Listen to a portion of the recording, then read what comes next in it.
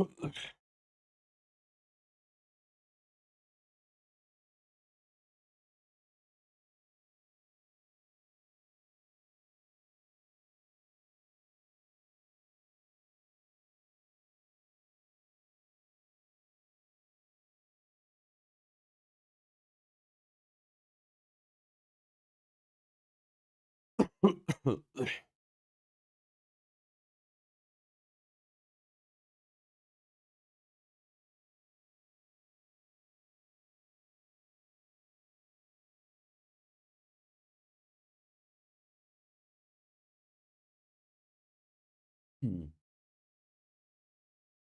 guys, good morning, and welcome back again to your Unacademy NEET English channel. I hope all of you doing great, having a good time. So, my dear students, can you quickly let me know in the chats if all of you can hear me, if I'm perfectly audible, visible to every one of you? Can you let me know in the chats quick? I'm perfectly audible and visible to every one of you. Let me know once in the chats, everyone. Good morning, people. Good morning, and welcome back. Good morning and welcome.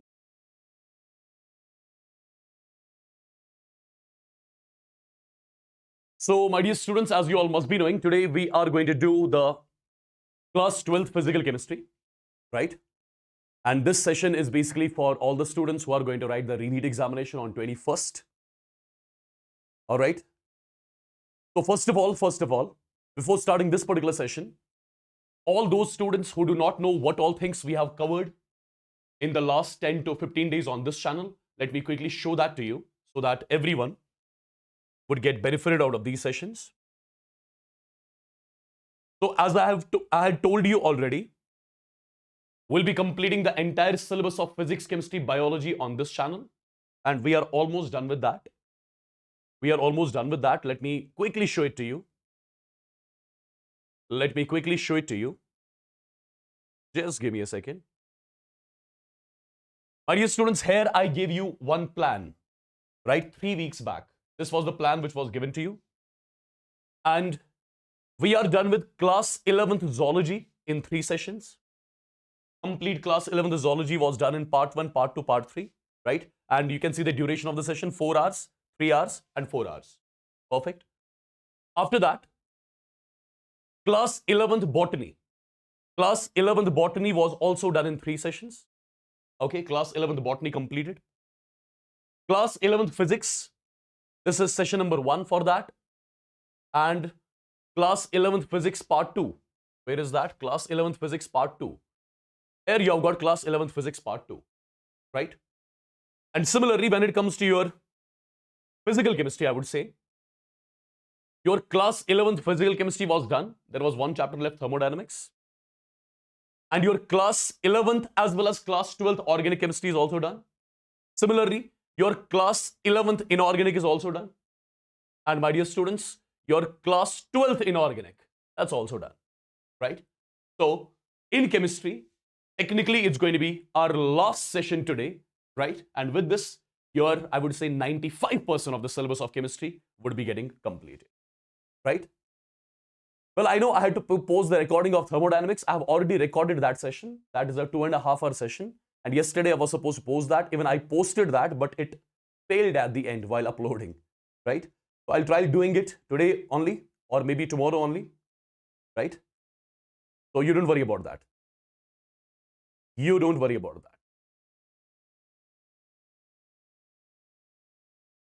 Okay? Sir repeater batch में आज class क्यों नहीं दी? Because आज online session, और जिस दिन online session marathon होता है उस दिन मैं ऑफलाइन क्लास नहीं लेता.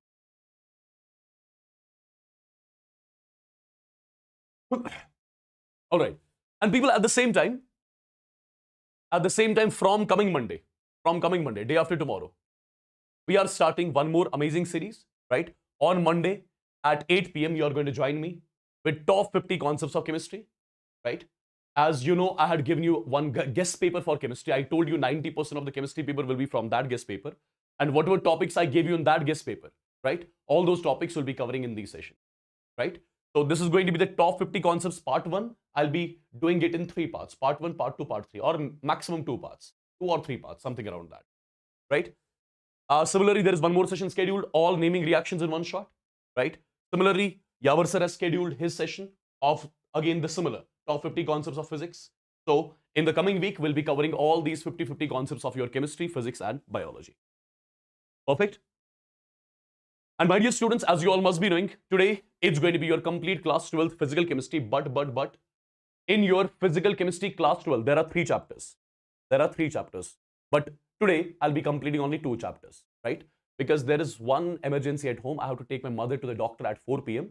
So I'll be completing, by 4, I'll be completing 2 chapters. So 1 chapter will be left. Okay, let's see which chapter that's going to be, and we'll see what to do with that particular chapter. So are you all ready? Are you all ready? Just let me know once in the chats quickly. Just let me know once in the chats quickly. Are you all ready for the session? Quickly let me know in the chats. Is everyone ready for the session?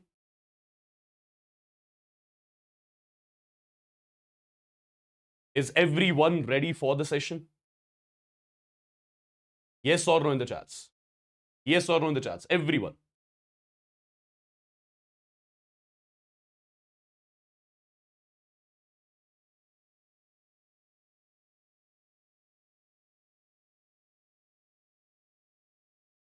Quickly.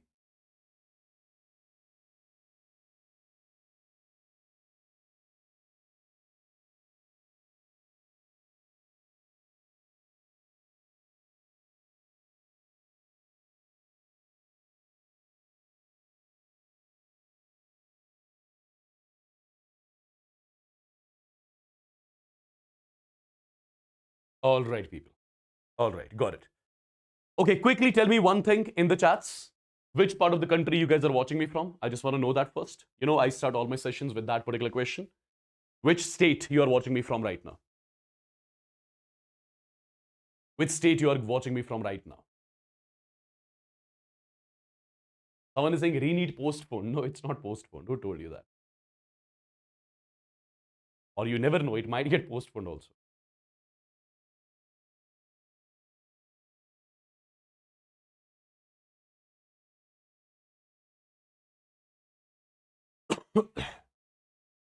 Why are the chats stuck?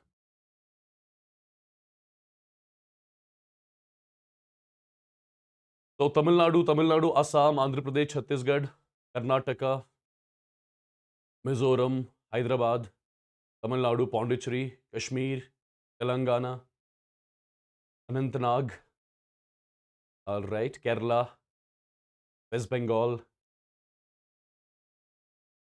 Okay.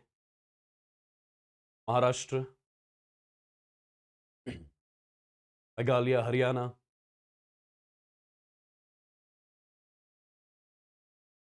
All right, guys, got it. Perfect. Got it. Chalo then. Let's get going. Let's get started. As I told you, today we shall be doing the class 12 physical chemistry. But my dear students, as I told you already, in class 12 physical chemistry, there are technically 3 chapters. These are 3 big chapters, I would say, right? Your chemical kinetics, solutions, and electrochemistry. But out of 3 chapters, today I'll be doing 2 chapters, right? And I'll try to complete the session before 4 p.m. By 3:30, I'll try to complete this particular. I'll be doing all the things which are required, right? All the types of the questions which are required, all the concepts from which questions will be asked in your upcoming Re-NEET examination. I'll try to do all of them with you in the today's. But I'll be little fast, right? Try to match your speed with me. Perfect. I'll be little fast while explaining things, right? And I'll be discussing the theory problems in a very concise manner, in the very precise manner, which is basically I'll be discussing the topics in a way that you should be able to solve the questions from those topics. Perfect. I'm not going to go into the very much depth, very much details and stuff. No, right now we don't have time for that. So whatever is required to solve the questions from the chapters, we'll be doing that stuff over here. Okay? Perfect. So the first chapter, my dear students, with which we start the class 12 physical chemistry, that is your chemical kinetics. 2 questions will be asked from. This is your first chapter, chemical kinetics. And my dear students, first of all, before starting the chemical kinetics chapter, you should exactly know from which topics questions are going to be asked in chemical kinetics. What are the topics from which questions will be asked in chemical kinetics chapter? Let's try to understand. First of all, the first topic from which question will be asked is going to be your rate of reaction. This is the first topic, which includes your rate of disappearance, rate of appearance, rate of reaction. Questions will be asked from this topic frequently. The second topic from which questions will be asked, that's going to be your rate law. That's going to be your rate law. The third topic from which questions will be asked, that's going to be your experimental determination of rate. Experimental determination of rate of the reaction. The next topic from which questions will be asked, that's going to be your zero order reactions. The next topic, my dear students, is going to be your first order reactions. And the last topic from which question will be asked in your Re-NEET examination, that's going to be your Arrhenius equation. That is going to be your Arrhenius equation. Well, let me tell you, when it comes to the chemical kinetics chapter, if the question is framed from chemical kinetics chapter, questions will be framed from these topics. So we are going to cover all these topics in depth, in detail, and see all the problem patterns which can be asked from here. And at the same time, one more thing I would want to tell you right now, the handwritten PDF of the today's session, I'll be sharing on my Telegram channel. The name of the Telegram channel is Wassim Bhat Chemistry Official. Wassim Bhat Chemistry Official is the name of the Telegram channel on which I'll be sharing the handwritten PDF of this particular session, of the today's session, right?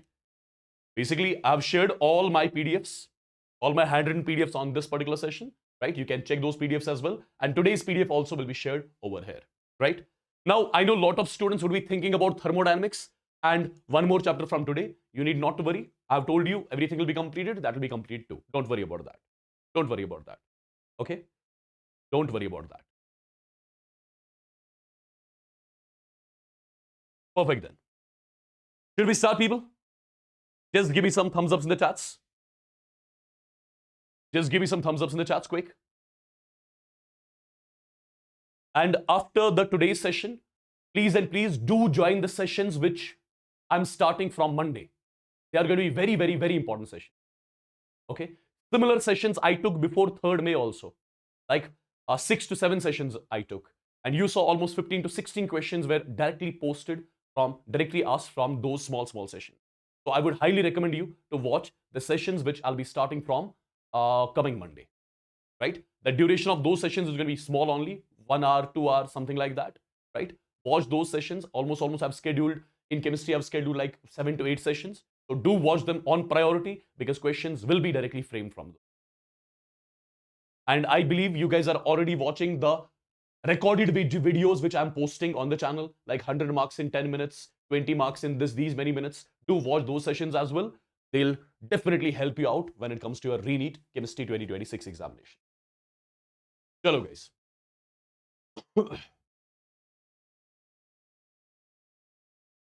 Okay, one more thing I forgot.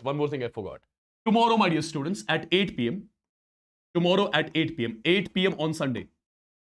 8 p.m. on Sunday, I've scheduled an extra session. That is going to be top 50 most expected questions. Top 50 most expected questions of physical chemistry. But this particular session won't be happening on YouTube. This will be happening on Unacademy platform. Now, you must be thinking whether this session is going to be free or not. Absolutely, this session is also going to be free for everyone, right? I'll post a link on my Telegram channel today only after the session. You just have to click on that link so that tomorrow you can join this particular session on Unacademy platform, that too absolutely free of cost. Okay? So remember this particular thing as well. Chalo then, let's get going. Let's get started with our first chapter. That is going to be your chemical kinetics. My dear students, try to understand things very carefully and very properly, okay? Because I'll be directly doing all the things in the concise and the precise manner, as I told you already. First of all, people, first of all, I'm marking the heading here as the rate of the reaction. This is the first topic that we have to discuss over here. Rate of the reaction. And let me modify it. I'll write rate of the reaction as per stoichiometry. Rate of the reaction as per stoichiometry. Now try to understand what exactly I'm going to say. My dear students, for example, you have got a balanced chemical equation like this. N1A plus N2B, it gives N3C plus N4D. Imagine that it's a balanced chemical equation. And my dear students, in this balanced chemical equation, this N1, N2, N3, and N4, these are the stoichiometric coefficients of reactants and products. The reaction which I've taken, right? This N1, N2, N3, N4, these are the stoichiometric coefficients of reactants and products, my dear students. Now, first of all, you must be knowing about one thing, just one thing. What is that? My dear students, you know, as the reaction starts, what happens to reactants? As the reaction starts, the amount of reactants, it decreases with time. The amount of products in the reaction, it increases with time. As the reaction starts, the amount of reactants, the moles of reactants, they decrease with time, and the amount of products, moles of products, they increase with time. In short, can I say one thing? Can I say reactants, they disappear with time? Absolutely. And your products, they appear with time. So first of all, reactants, they disappear with time, and products, they appear with time. So my dear students, remember one thing. I'll be defining a term here. That's called as the rate of disappearance. Rate of disappearance. So I have used the term here as disappearance. And you know, in the reaction, reactants disappear with time. In the reaction, reactants disappear with time. So this particular term, rate of disappearance, it is valid for what? It is defined for reactants. Because the reactants, they disappear with time. So rate of disappearance term will be defined for what? It will be defined for reactants. Let's say I'm taking the first reactant as A, and let me write rate of disappearance of A. Rate of disappearance of A. How do we write the rate of disappearance of A mathematically? What we have to do is, since we use the term disappearance, so I'll be starting with a minus sign. We use the term disappearance. I'll be starting with the term minus, right? And this minus signifies that reactants, they disappear with time. Now minus, after that I'll write change in the concentration of A divided by time interval delta T. Change in the concentration of A divided by time interval delta T. This is the term by means of which I will be calculating the rate of disappearance of A. Similarly, my dear students, if I write rate of disappearance of B, if I write the term rate of disappearance of B, again I'll be starting with minus sign. Then I'll write change in the concentration of B divided by time interval delta T. Change in the concentration of B divided by time interval delta T. Similarly, my dear students, if I write the term rate of appearance, if I write the term rate of appearance of what? Rate of appearance of C, that is product. Because you know, your products, they appear with time, they get formed with time. So rate of appearance is defined for product, that is your C here. How do I write it? Since I'm writing the term appearance, so I'll be starting with plus sign. After that, I'll write change in the concentration of C divided by time interval delta T. This is the rate of appearance of C.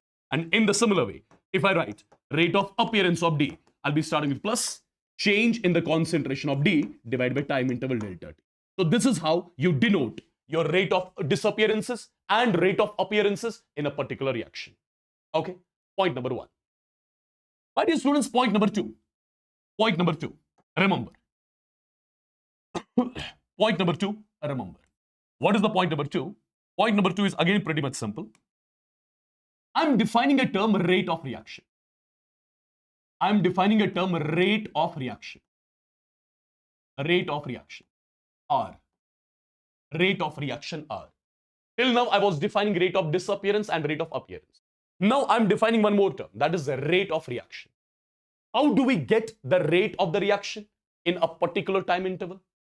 Let me tell you, rate of reaction is nothing but, it is defined as rate of disappearance or appearance, rate of disappearance or appearance of reactant or product, rate of disappearance or appearance of reactant or product divided by stoichiometric coefficient of a reactant or divided by stoichiometric coefficient of the reactant or product.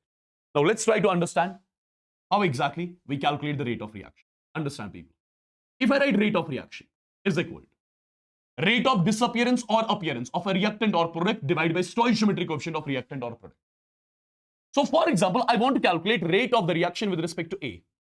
I want to calculate rate of the reaction with respect to A. Now you know A is your reactant. And for reactant, what do we define? We define rate of disappearance. So I'll first of all write rate of disappearance of A, rate of disappearance of A divided by stoichiometric coefficient of A. Divided by stoichiometric coefficient of A. Now the point is, I can write it like this. Rate of disappearance of A. This is your rate of disappearance of A, which is minus delta A divided by delta T. Divided by stoichiometric coefficient of A is nothing but N1. So I can write it simply like this. Minus 1 divided by N1, change in the concentration of A divided by time interval delta T. This particular term is giving me what? I would say this particular term is giving me the rate of the reaction. This particular term is giving me what? It is giving me the rate of the reaction. Similarly, I can calculate rate of reaction with respect to B as well.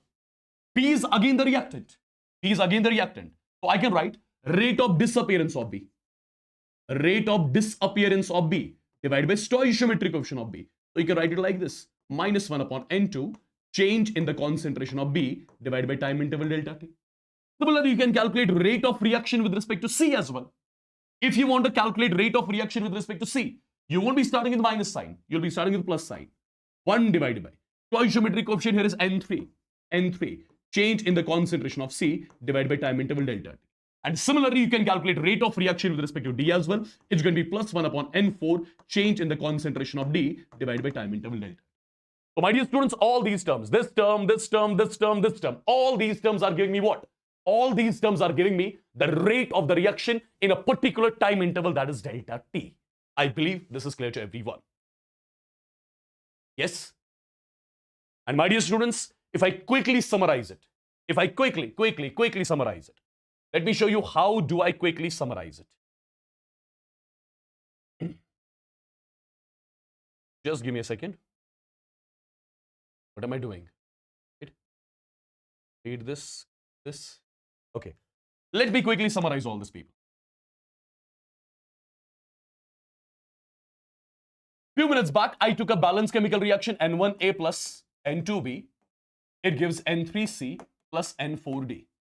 So if I quickly summarize the things, I can say we can calculate rate of reaction with respect to A, with respect to B, with respect to C, with respect to D as well. How exactly? Rate of reaction with respect to A. Start with minus sign. 1 divided by N1. Change in the concentration of A. Time interval delta T. Similarly, minus 1 upon N2. Change in the concentration of B. Time interval delta T. Similarly, plus 1 upon N3. Change in the concentration of C divided by time interval delta T. Plus 1 upon N4. Change in the concentration of D divided by time interval delta T. So all these terms over here, 1, 2, 3, and 4, all these terms will be giving us what? They will be giving us, all these terms will be giving us the rate of the reaction in what? Rate of the reaction in moles per liter per second. All these terms would be giving us the rate of the reaction in what? Moles per liter per second. Now, my dear students, there is one more way of calculating the rate of reaction. See what you have to write. You can write R is equal minus 1 upon N1. Minus 1 upon N1. Change in the concentration of A. Instead of change in concentration of A, you can write change in pressure of A divided by time interval delta T. Similarly, minus 1 upon N2. Minus 1 upon N2. Change in the pressure of B divided by time interval delta T. Similarly, plus 1 upon N3. Change in the pressure of C divided by time interval delta T. Plus 1 upon N4. Change in the pressure of D divided by time interval delta T. So, all these terms are also going to give us the rate of the reaction. But remember, rate of the reaction units will be in ATM second inverse. If pressure is, for example, in ATM, time is in seconds, then if you take any of these terms, and try solving it, you'll be getting the rate of the reaction in what? In ATM second inverse. So basically, sometimes they'll ask you a question, calculate the rate of reaction in moles per liter per second. Sometimes they'll ask you a question, calculate the rate of the reaction in ATM second inverse. So you should know exactly what to do. Am I clear till here, everyone? Am I clear till here? Am I clear till here? Everyone in the chats? Everyone in the chats?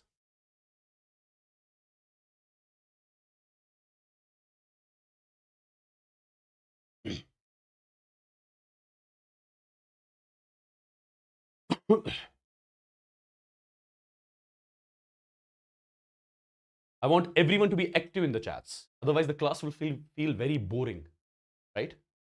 I want you to continuously say yes, no, clear, not clear. That's how things are done in a better way. Perfect. Now, my dear students, let's exactly get to know what kind of questions can be framed from here. Let's get to know what kind of questions can be framed from here. Try to understand again carefully what I'll be doing. Try to understand carefully what I'll be doing. The ones who have not smashed the like yet, I would want everyone to smash the like right now, because liking the session is mandatory, people. You should know that. Yeah? Isn't it? Liking the session is mandatory. The ones who have not done it yet, do it right now. Chalo. This is the first question, people, which is on your screen. And let's exactly get to know how to deal with such kind of the question. Look at the question carefully. We are given with a reaction. It's a balanced chemical equation. The question says if the rate of appearance of O2, what is meant by rate of appearance of O2? I can write it like this. Rate of appearance of what? Of O2. How do we write it mathematically? Rate of appearance of O2 will be written as plus change in the concentration of O2 divided by time interval delta T. This is what they call as the rate of appearance of O2. And as per the question, it's given to me as 0.5 moles per liter per second. Right? What do we have to calculate? We have to calculate rate of disappearance of N2O5. So rate of disappearance of N2O5. How do I write it? Since I'm talking the term disappearance, so I'll be starting with minus change in the concentration of N2O5 divided by delta T. This is called as rate of disappearance of N2O5. Which I'm supposed to calculate. Now, my dear students, what I'll be doing? I'll be simply writing the equation which I showed you a few minutes back. Like what? I'll write rate of reaction is equal to. What will be the rate of reaction in terms of N2O5? I'll be starting with minus 1 divided by stoichiometric coefficient is 2.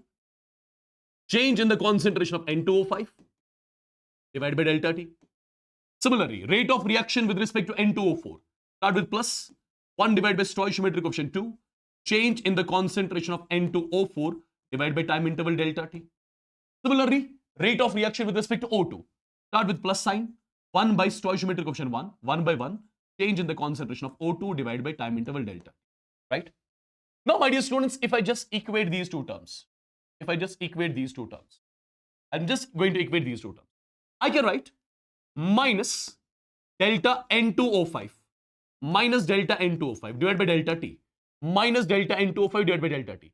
Take this 2 here in the numerator. Will be equal 2 times plus delta O2 divided by delta T. Now look at the question carefully. I'm writing 2 as such. Delta O2 by delta T is given to me. How much? That is 0.5. Right? The value comes out to be 1 mole per liter per second. You got the value of minus delta N2O5 by delta T. And minus delta N2O5 by delta T is what you call as rate of disappearance. So rate of disappearance of N2O5. Came out to be 1 mole per liter per second. Right? I believe these sort of questions you'll be able to solve easily from now on. Now, my dear students, for example, there's a question like this. There's a question like this. The question is, you're given with a balanced reaction. You're given with a balanced reaction. And you're supposed to calculate rate of the reaction in the interval 5 to 15 seconds. In the interval 5 to 15 seconds. So 5 seconds till 15 seconds. You're supposed to calculate the rate of reaction in this interval, 5 to 15. That means time interval delta t will be 10 seconds. T2 minus T1. T2 minus T1, 10 seconds. So in this time interval, we have to calculate rate of the reaction. Now, if you think logically, with the time, the concentration is decreasing. With the time, concentration is, this is concentration versus time. With the time, concentration is decreasing. And you know, concentration of reactant decrease with time. You know, concentration of reactant decrease with time. So this is basically the graph which is valid for reactant. And what is our reactant here? That's NH3. So this is basically the graph which is meant for NH3. So technically, I have to calculate rate of reaction. And let me calculate rate of reaction with respect to NH3. So I'll be starting with minus sign. 1 divided by stoichiometric coefficient is 2. Change in the concentration of NH3 divided by time interval delta T. So it's going to be minus 1 by 2. Change in the concentration of NH3. Now, at 5 seconds, concentration of NH3 is 0.6. At 15 seconds, concentration of NH3 is 0.2. So I can write minus 1 by 2. Change in the concentration of NH3. That will be final concentration of NH3 minus initial concentration of NH3. Final is 0.2. Initial is 0.6. Time interval is 10 seconds. Solve it and get the answer in moles per liter per second. You're done. You're sorted. Right? Perfect. Perfect, people. So it will be how much? 0.02. It will come out to be 0.02 moles per liter per second. This is something which you are supposed to calculate. Now, my dear students, you can get one more type of the question like this, just to confuse you. It's a simple question. But after, when students look at all this data like this, they think that it's a difficult question, but it's not. It's an easy question. How do we deal with such kind of a question? You are given with a reaction. My dear students, whenever you are given with a reaction, write the rate in terms of reactants and products. That's your first thing always. So I'll do one thing. I'll write rate of reaction with respect to N2O5. N2O5 is the reactant. So I'll be starting with minus sign. 1 divided by stoichiometric coefficient is 1. So it's going to be concentration of N2O5 divided by delta T. Similarly, rate of reaction with respect to NO2. NO2 is the product. So start with plus sign. 1 divided by 2. Change in the concentration of NO2 divided by time interval delta T is equal to. This is also the product. So start with plus sign. 1 divided by stoichiometric coefficient. Now 1 divided by 1 by 2. 1 divided by 1 by 2. That comes out to be 2. Change in the concentration of O2 divided by time interval delta T. Correct? Now tell me one thing. Is this particular term given to me in the question? Right? Minus delta N2O5 by delta T. Here they have mentioned D. You can write D also, by the way. Instead of delta, you can write D also. Here. So it's technically minus D N2O5 by dt. It's given to me as K1 multiplied by concentration of N2O5 is equal to 1 by 2. Delta NO2 by delta T. That's given to me as K2 multiplied by concentration of N2O5. Similarly, 2 times delta O2 divided by delta T. That's given to me as K3 multiplied by concentration of N2O5. So can you say this term got cancelled? Absolutely. The value is coming out to be K1 is equal to K2 divided by 2, which is equal to 2 times K3. Correct? If I multiply throughout with 2, it becomes 2 times K1 is equal to 2 gets cancelled. So it's K2. 2 2s are 4. It's 4 times K3. So this is the relation between K1, K2 and K3, which you were supposed to calculate in the question.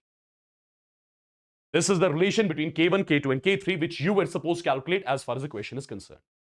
Just let me know in the chats if this is clear to everyone or not. Everyone, people. Everyone. I'm going to write one more question that's also frequently asked nowadays.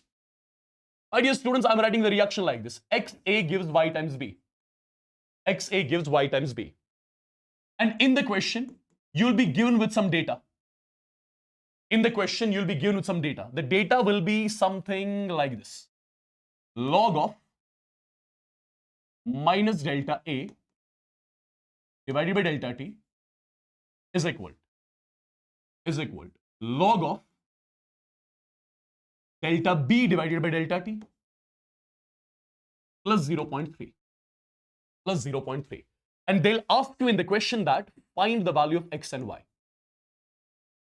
Find the value of x and y. Questions like these will be also frequently asked in your exam. And you should exactly know how do we deal with such kind of a question.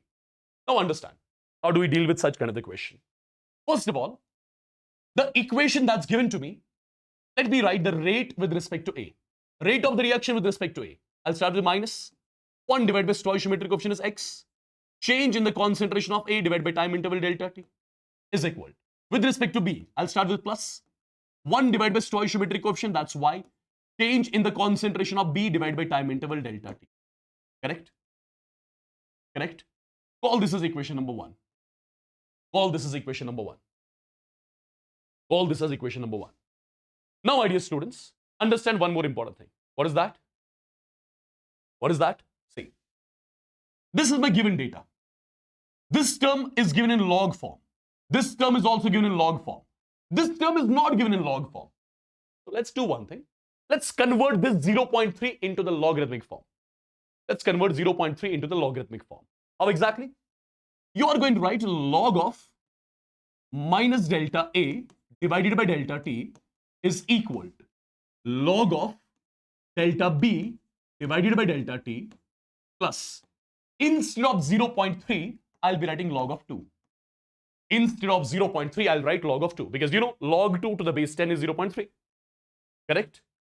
Now guys, do you see one thing? If you write log of minus delta A divided by delta t is equal to, now tell me, log of m plus log of n. Log of m plus log of n is a log of m into n. So it's going to be 2 multiplied by delta B divided by delta t. Log of m plus log of n is equal to log of m into n. Correct? Now, my dear students, if you take NT log on both the sides, it becomes minus delta A divided by delta t is equal to 2 times delta B divided by delta t, right? If you take 2 in the denominator, it becomes minus 1 by 2. Delta A divided by delta t is equal to delta B divided by delta t. Now, people, call this as equation number 2. Call this as equation number 2. Now, compare your equation 1 and equation 2. Compare your equation 1 and equation 2. When you compare your equation 1 and equation 2, this is delta A by delta t, minus 1 by x, minus 1 by 2. That means when you compare, x value has come out to be 2, right? This is delta B by delta t, delta B by delta t. So here it is 1 by y, here it is 1 by 1. So when you compare, y value is equal to 1. And these were the two things which you were supposed to calculate as far as the question was concerned. Can you let me know once the chats if this is clear? Every one of you people. Every one of you.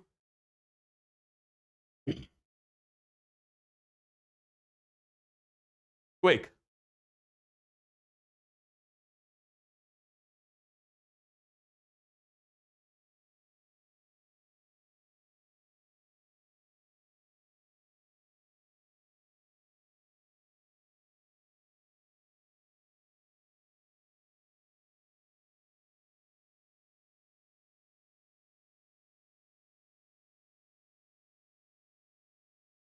Quickly, people, in the chats. Everyone.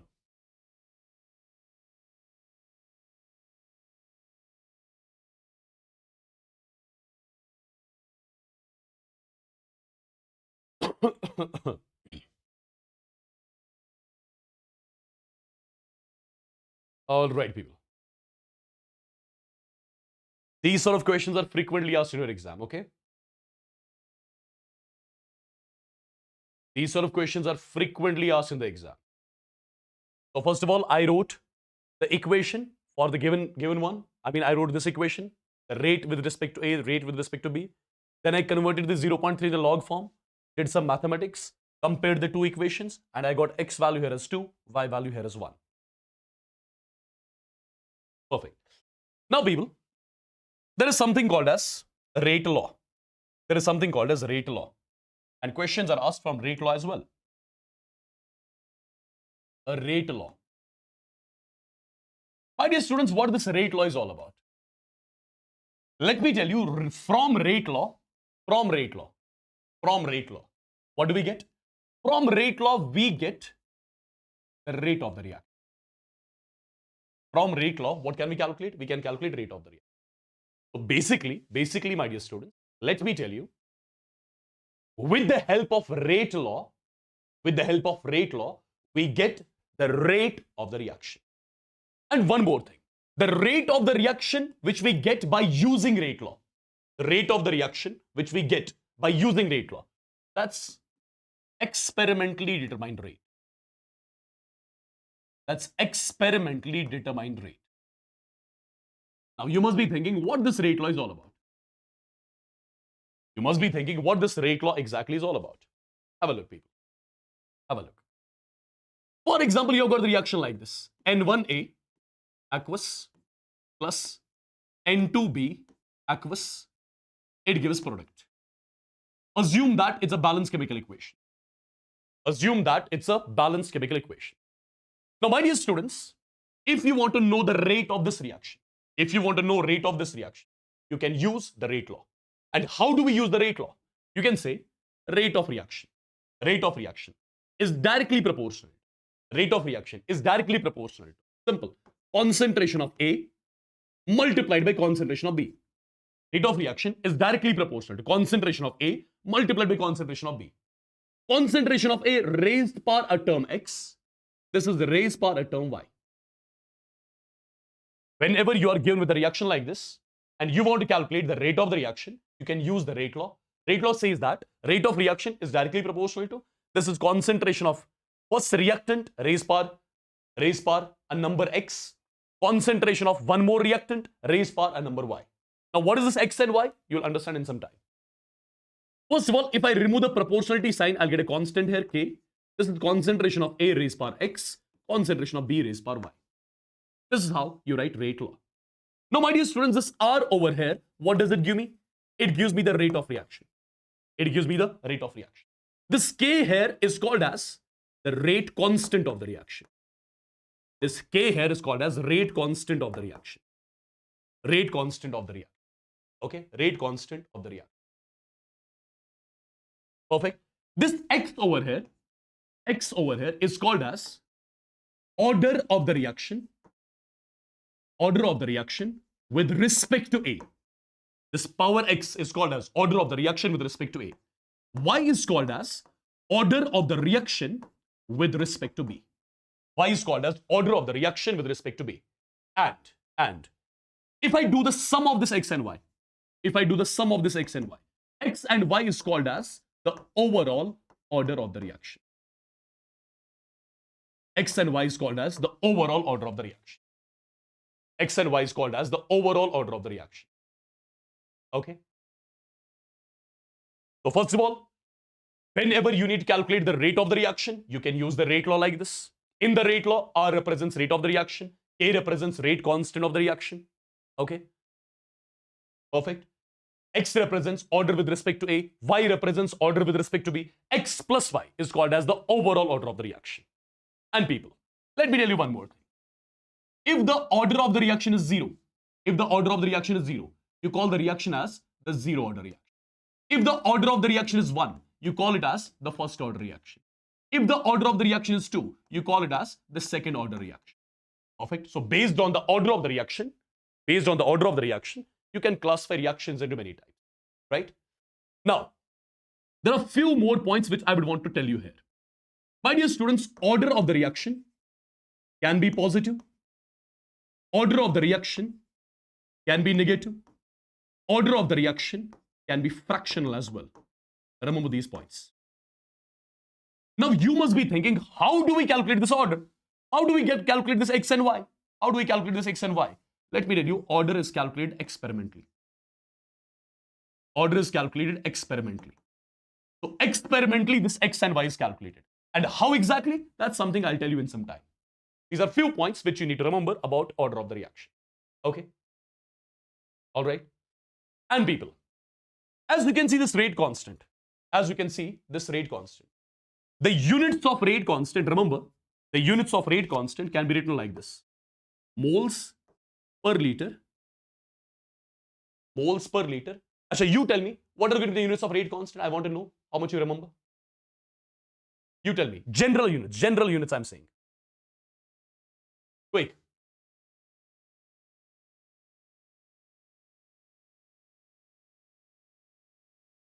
Quickly.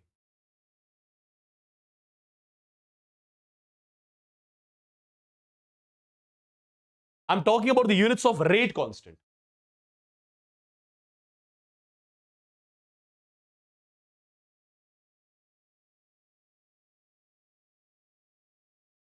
Mole per liter per second is rate units. That are the units of rate. I'm talking about the rate constant unit.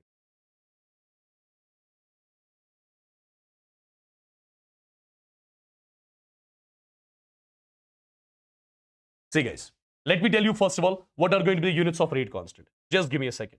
Just give me a second. Just give me a second. Let me tell you the units of rate constant. For example, you have got the reaction like this. A gives B. This is your reaction. Okay, this is your reaction.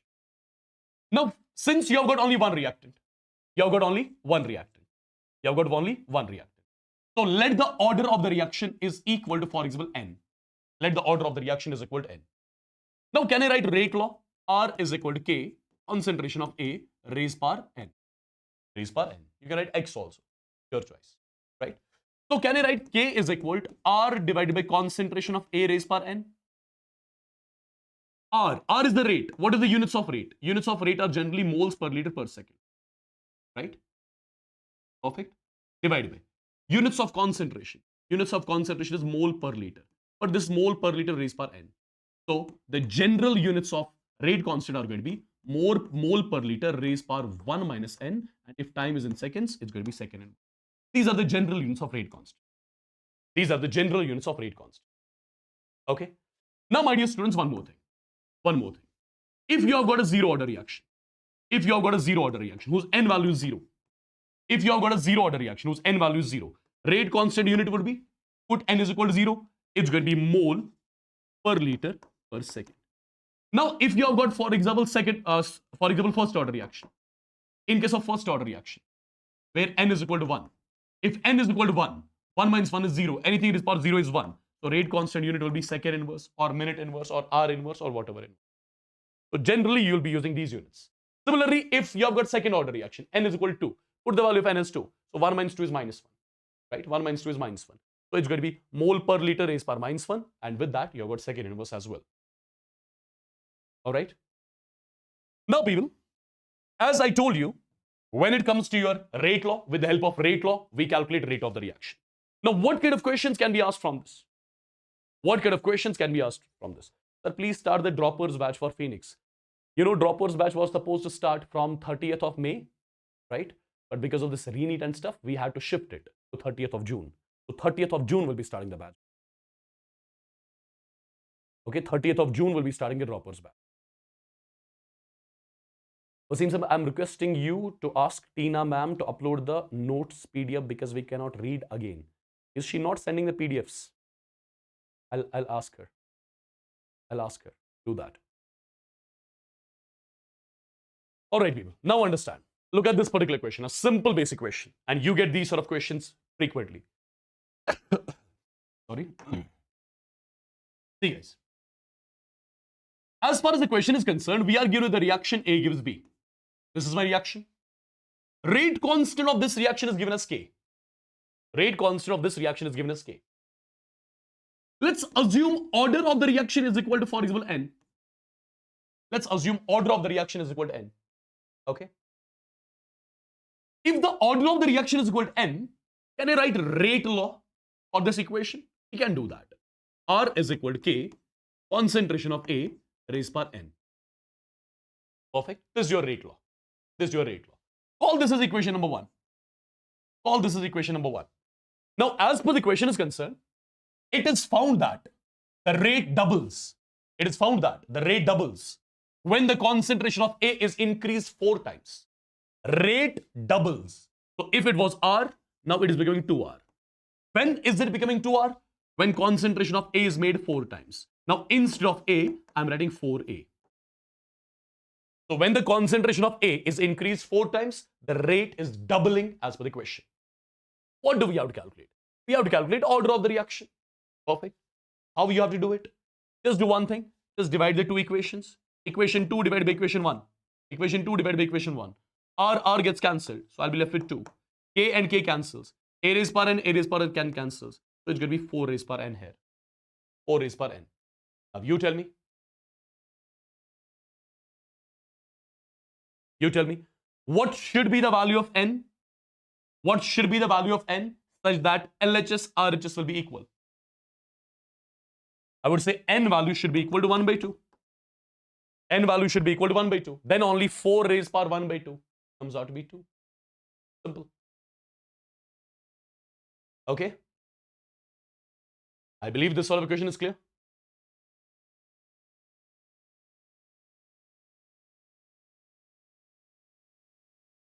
Okay. Can you tell me the answer of this question then? The rate of the reaction becomes half. Rate of the reaction becomes half when the volume of the vessel is doubled. Find the order of the reaction. If you look at this particular reaction, let's assume the order of this particular reaction is equal to n. Let's assume order of this particular reaction is equal to n. Now write the rate law first of all. R is equal to K, concentration of A, raised power n. Now, my dear students, I can do one more thing. I can say R is equal to K. What is concentration actually? Concentration is nothing but, concentration means moles by volume. So if I'm writing concentration of A, it's going to be moles of A divided by volume of the vessel, raised power n. Raised power n. I can write it like this as well. If I call this is equation number 1, the question is saying the rate of the reaction becomes half. So earlier it was R. Now it is becoming R by 2. When is it becoming R by 2? When the volume of the vessel is doubled. When the volume of the vessel is doubled. Instead of V, I'll be using 2V, raised power n. Equation number 2. So if I divide the two equations, for example, equation 1 divided by equation 2, equation 1 divided by equation 2, R gets cancelled. 1 divided by 1 by 2 comes out to be 2. So on left side, you'll be getting 2, right?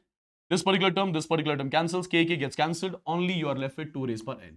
So what has to be the value of n such that LHS, RHS is equal? So n value is equal to 1. And what is n? N is the order of the reaction. You're done with this. So quickly in the chats, if all this is clear till here, everyone people, everyone in the chats.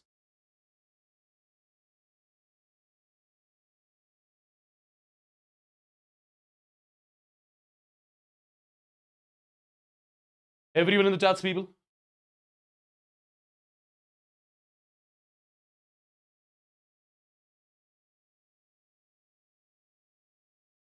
Okay. Perfect. Now, guys, there's a topic called as experimental determination of order.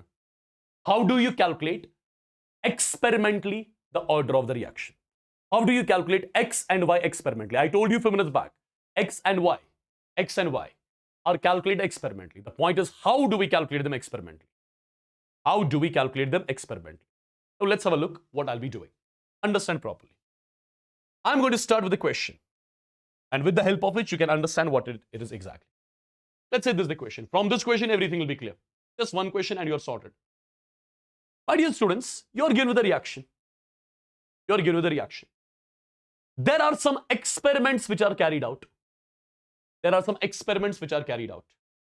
When the concentration of Cl2 is kept this much, concentration of NO was kept this much, at that point of time, rate of the reaction was this much. Similarly, experiment number 2, this data is given. Experiment number 3, this data is given.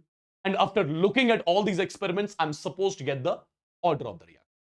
Now, how do we calculate the order of the reaction with the help of a general procedure? Let me show you the general procedure of calculating the order of reaction. See, guys. First of all, this is the reaction that's given to me. Write its rate law. Rate law will be R is equal K. K is the rate constant. Concentration of NO raised power X. Concentration of Cl2 raised power 1. This is your rate law. Now, in this rate law, put the data of experiment number 1.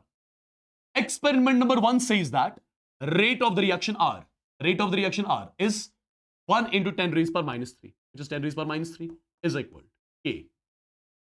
In the experiment number 1, what is the concentration of NO? Concentration of NO is 0.05 raised power X. What is the concentration of Cl2 in experiment number 1? Again, 0.05 is going to be raised power Y. Call this equation number 1. Call this equation number 1. Now do one thing.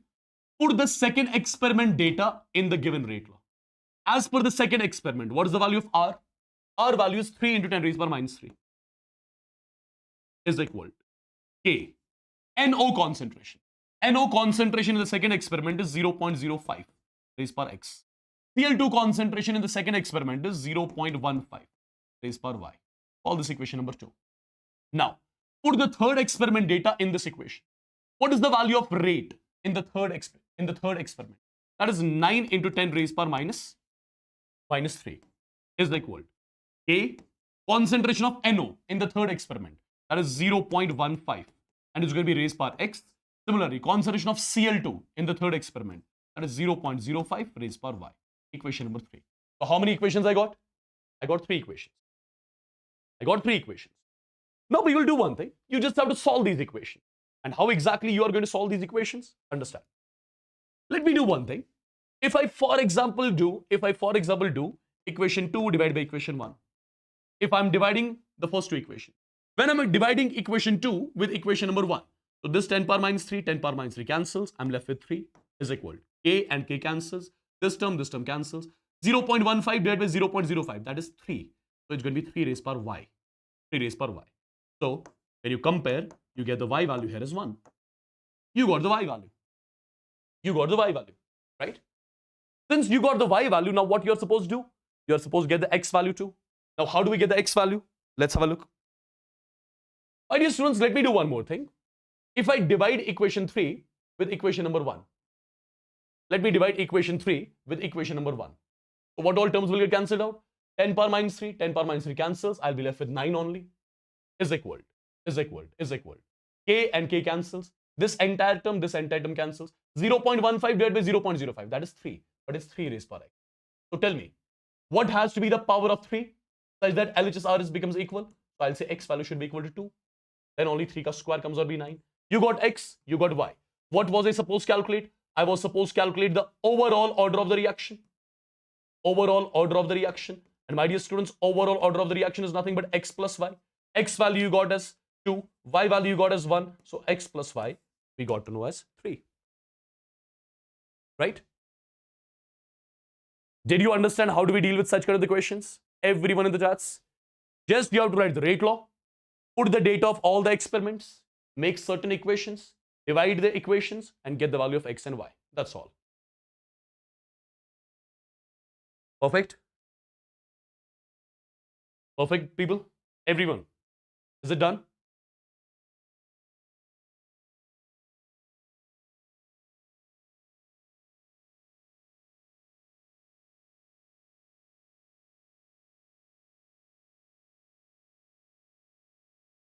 Is it done, everyone in the chats?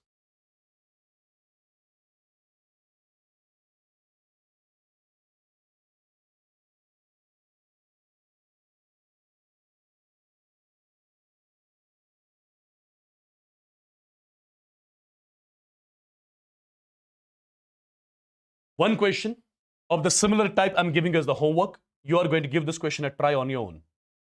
This will be your homework question. Similar type of question, but do give it a try, okay? Do give it a try. Now, my dear students, I'm moving on into a topic called as zero order reaction. Zero order reaction. Zero order reaction. The entire zero order I'll be completing in this particular slide. I'm not going to derive any result. We have got nothing to do with any sort of derivation here, right? We just need to remember the result, use the results in the questions and solve the question. Now see what I'll be doing. For example, we have got a zero order reaction. A gives B, whose rate constant is K. Zero order reaction, A gives B, whose rate constant is K. First of all, if the order of the reaction is 0, so first of all, I can say order of the reaction is 0, that means N value is 0. Now one thing, guys. At time t is equal to 0, when the reaction has not started. Let the concentration of reactant is A0 and the concentration of product will be 0. Now at some time t, at some time t. You know, when the reaction starts, concentration of reactant decreases, concentration of product increases. Let's say at some time t, the concentration of reactant is AT and the concentration of product is BT. So first of all, I have taken a zero order reaction whose order is equal to 0. Okay. Now, at time t is equal to 0, concentration of reactant is A0, concentration of product is 0. Now, as the reaction starts, concentration of reactant decreases, concentration of product increases. Now, at some time t, let the concentration of reactant left is AT. Let the concentration of product formed is BT. Now, my dear students, the first equation, what is that? How do I write the rate law? How do I write the rate law for this given zero order reaction? If I talk about the rate law, I can say rate of the reaction is equal to K, concentration of reactant, raised per n value is 0. So you can say R is equal to K, because anything raised per 0 is 1. So it means that when you talk about the zero order reaction, rate of the reaction is independent of the concentration of reactant. When you talk about the zero order reaction, rate of reaction is independent of the concentration of reactant. Okay. So if you want to plot a graph also here, rate of the reaction versus concentration of reactant. Now I told you, if you increase the concentration of reactant, decrease the concentration of reactant, nothing happens to the rate. Why? Because rate of reaction is independent of the concentration of reactant. In which reaction? In the zero order reaction. Number 1. Number 2, there's an equation called as integrated rate equation. Or you can call it as integrated rate law as well. Integrated rate equation. And this particular equation is valid for what? It is valid for your zero order reaction. Since I'm talking about the zero order reactions right now. So integrated rate equation is nothing but it is AT is equal to A0 minus KT. This equation is used in all your zero order reaction. You'll see its application in some time. AT is equal to A0 minus KT. This is what we call as integrated rate equation for the zero order reaction. Okay. Now, if you want to plot a graph here, between AT and T,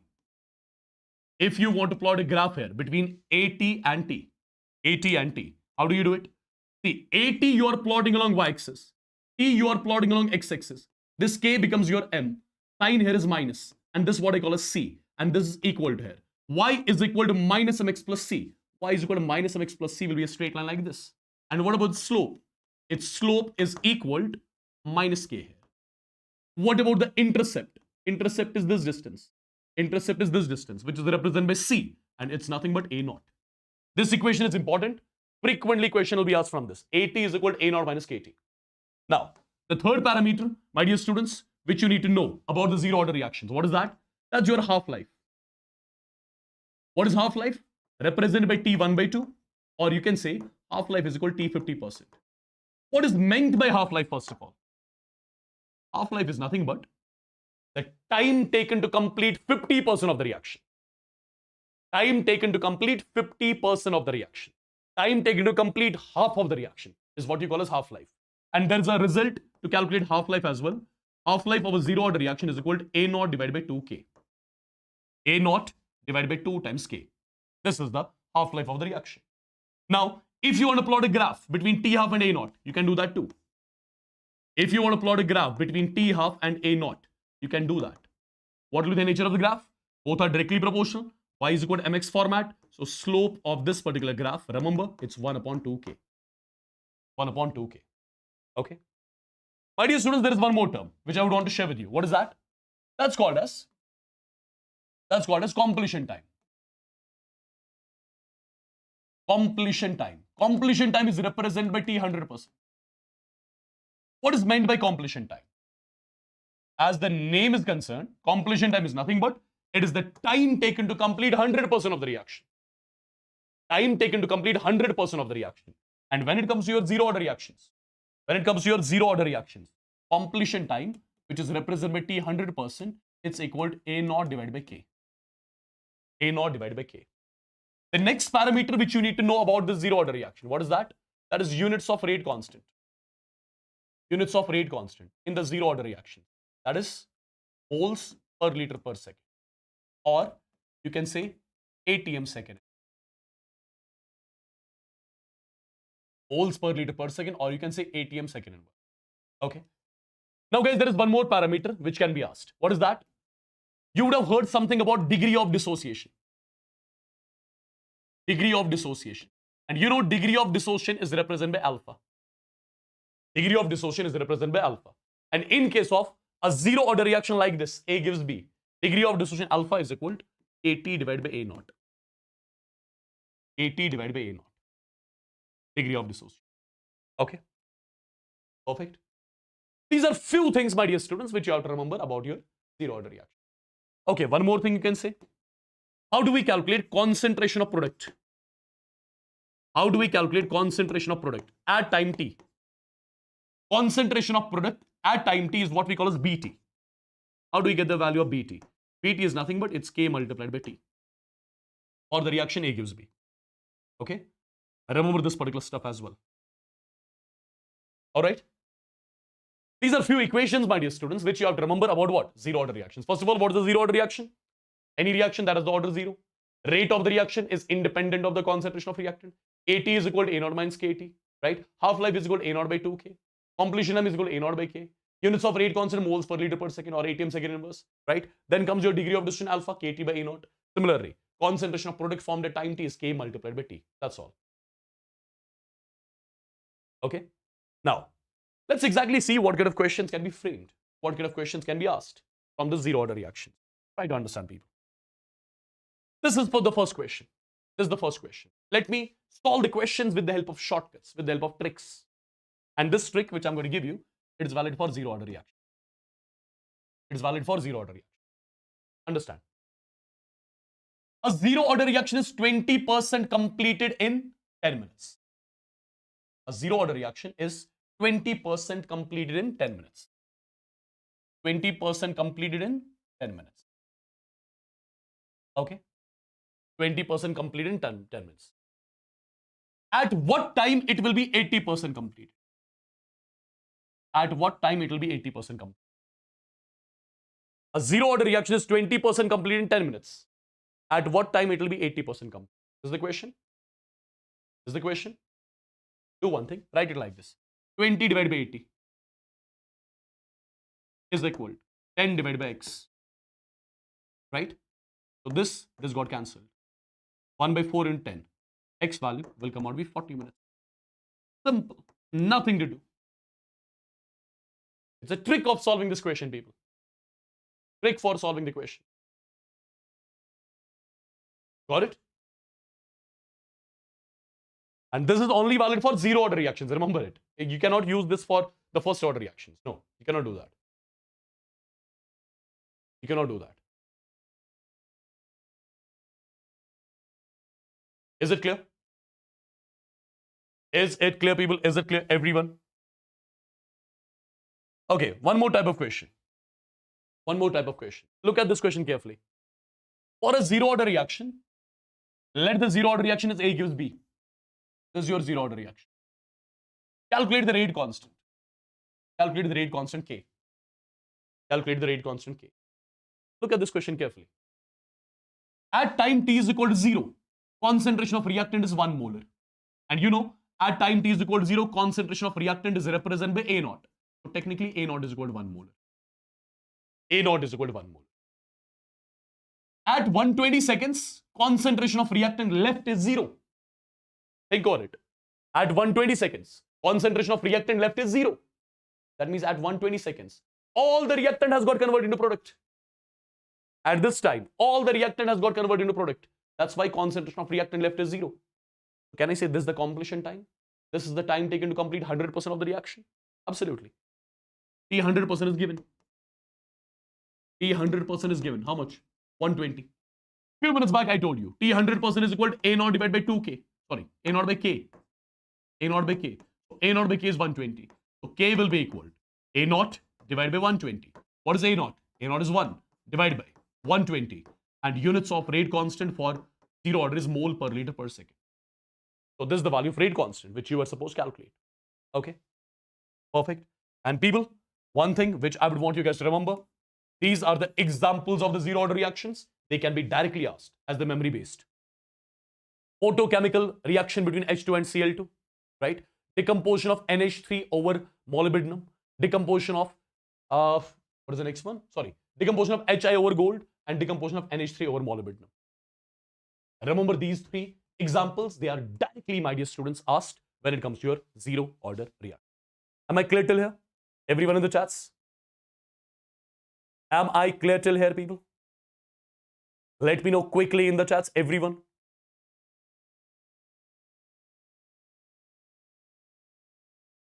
Yes?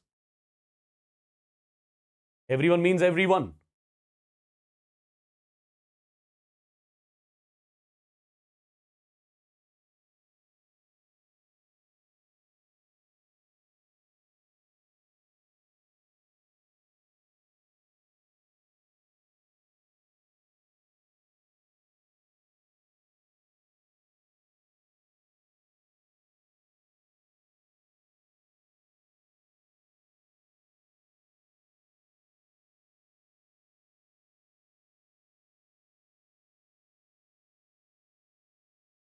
Perfect, perfect, perfect.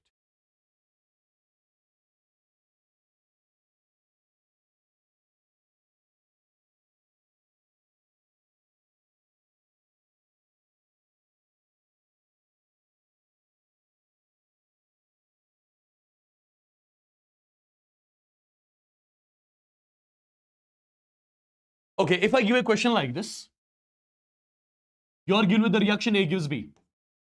In the question, they have mentioned that it's a zero order reaction. I'm giving you the rate constant as anything. 1 into 10 raised power minus 2 moles per liter per second. I'm asking you to calculate the concentration of B at 20 seconds. Can you solve? What would be the concentration of B after 20 seconds? Can you solve?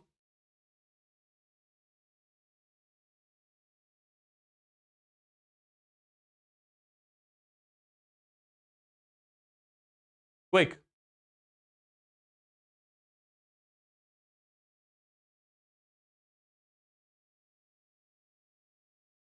It's pretty simple, guys. It is pretty simple. The question is concentration of B after 20 seconds. I told you a few minutes back. How do we calculate concentration of B at some time t? It is simply K multiplied by T for a zero order reaction. K value is how much?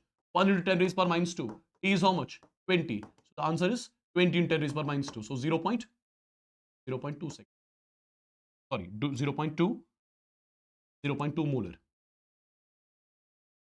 Okay, 0.2 mole. This is the concentration of your product at 20 seconds. These sort of questions can be also asked.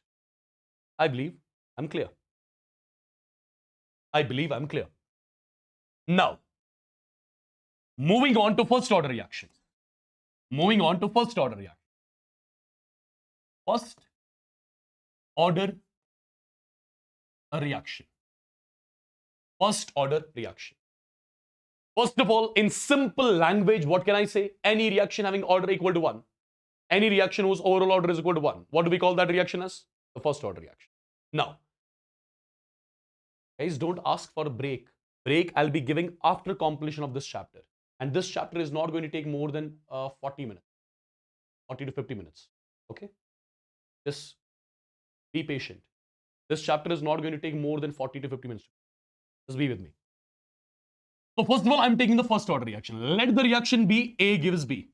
Let the reaction is like this. A gives B. Okay? I am telling you it is a first order reaction. So the order of the reaction, which I represent with N, that's equal to 1. Now, you know at time t is equal to 0, let the concentration of reactant is A0. This is 0. At some time t, let the concentration of reactant left is AT, concentration of product formed is BT. I've taken a first order. Now, my dear students, the first thing, how do you write the rate law? How do you write the rate law for a first order reaction? For the first order reaction, I can say R is equal to K, concentration of reactant, raised power order.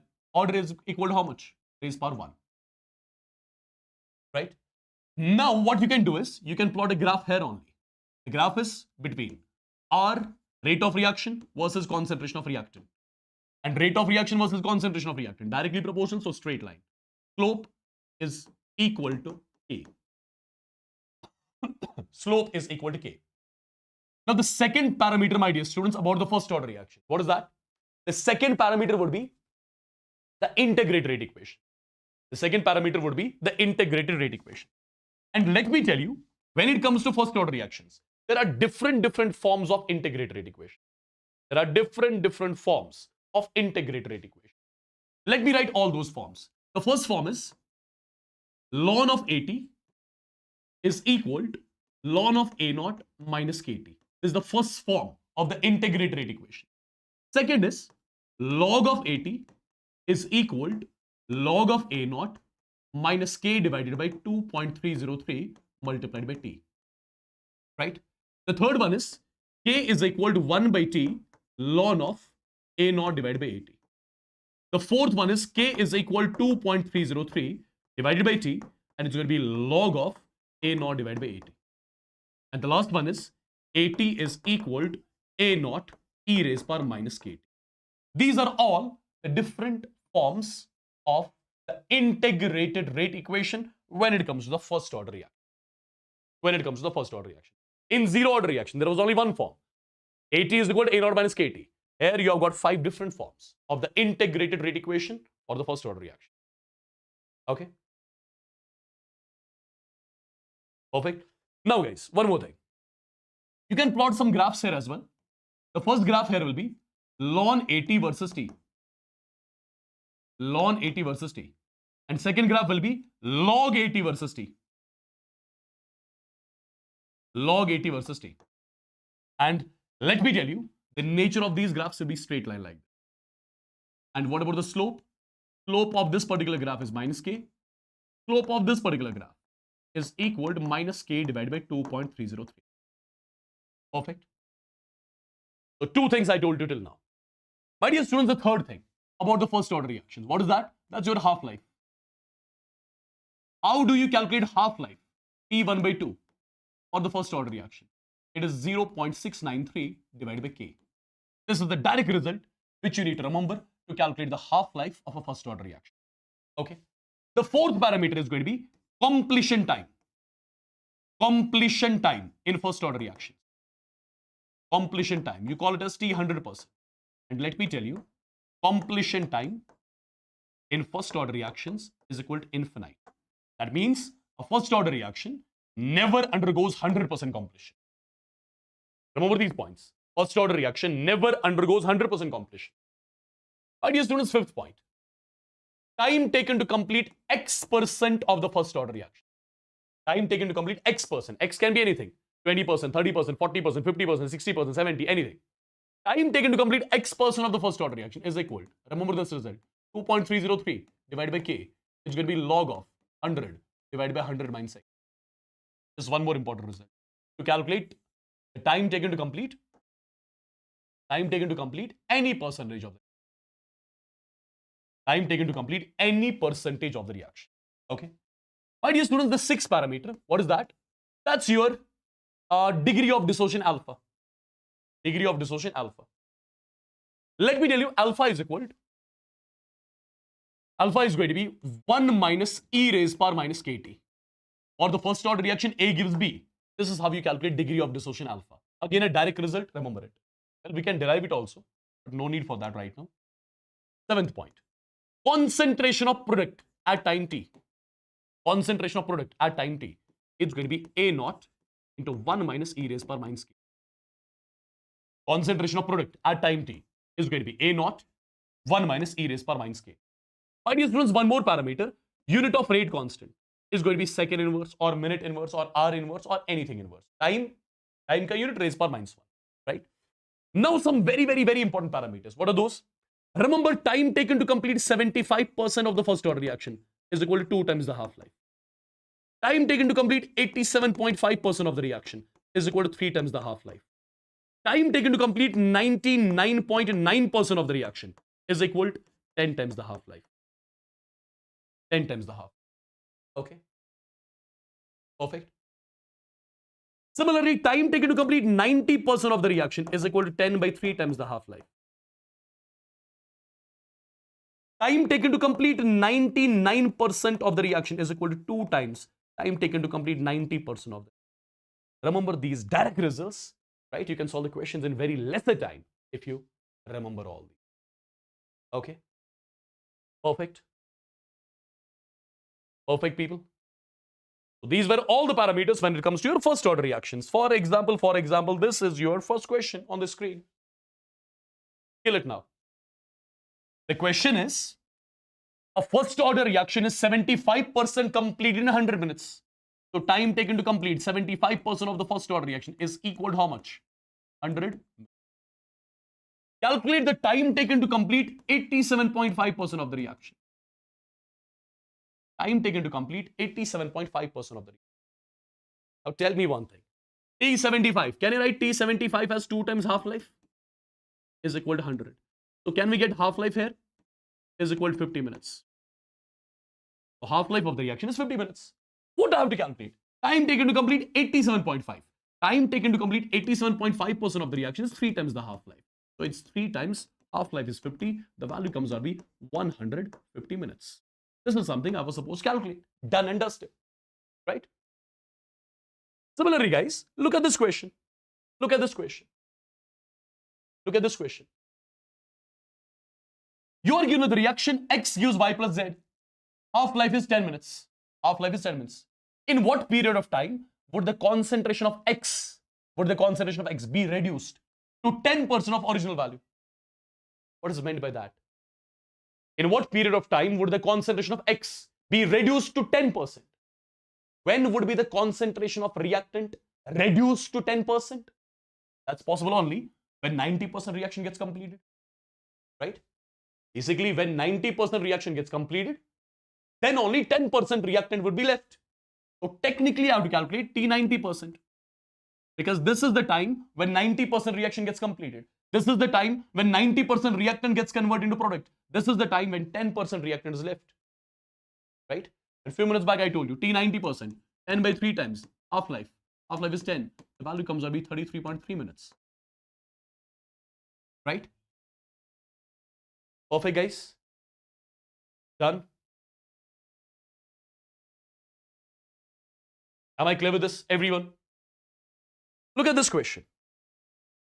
Look at this question. Look at this question, guys.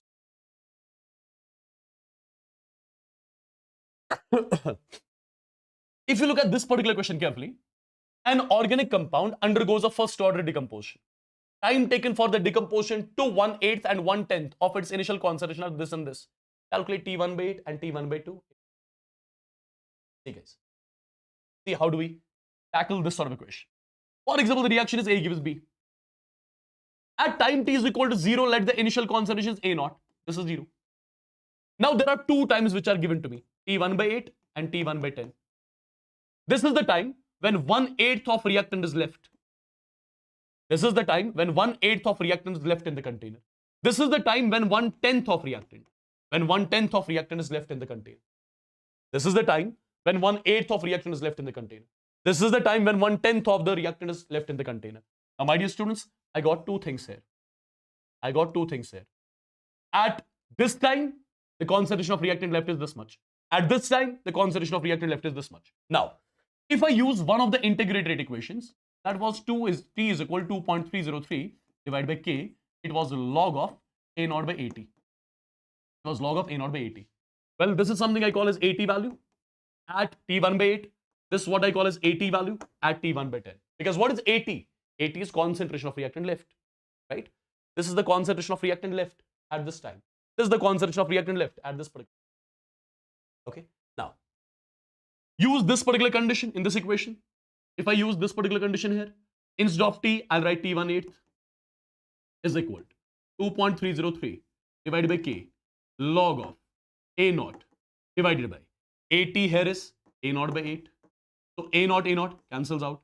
8 comes up, right? And log 8 is how much? 0.9. Log 8 is how much? 0.9.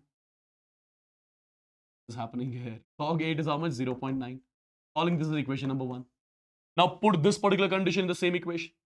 Instead of t, I'll write t 1/10 is equal to 2.303 divided by k log of a naught divided by at value. At value here is a naught by 10. So this a naught by 10. I would say a naught cancels out. 10 comes up. Log 10 is 1. System is gone. System is gone. I'm calling this equation number 2. Now, what do I have to calculate as per the question? What do I have to calculate as per the question? T1 by 8 divided by T1 by 10. I'll say T1 by 8 divided by T1 by 10 multiplied by 10. This value I have to calculate.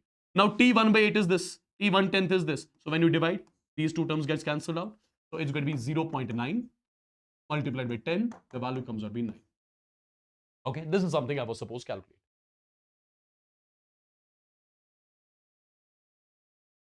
Am I clear, people? Am I clear?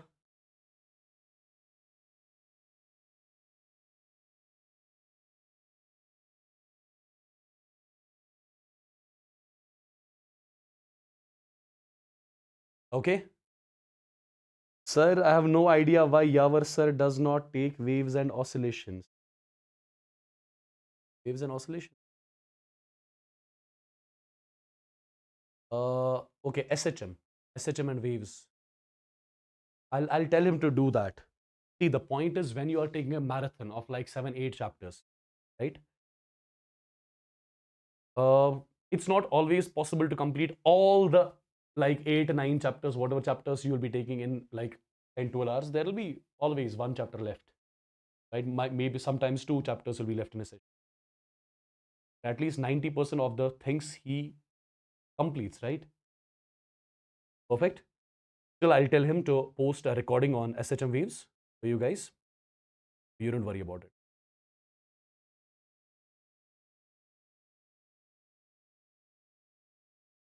Okay. Sir, I think you have not uploaded the slides of thermodynamics on your Telegram channel. I was not able to find. Haven't. Lucky. How? I'll try finding the slides of thermodynamics. Okay, well, if you want to go for the detailed marathon of thermodynamics, that's on the channel, on this channel. You just need to search thermodynamics by Wassim sir, right? But the duration of that lecture would be almost like 10 hours. In 10 hours, I've completed. You can consult that as well.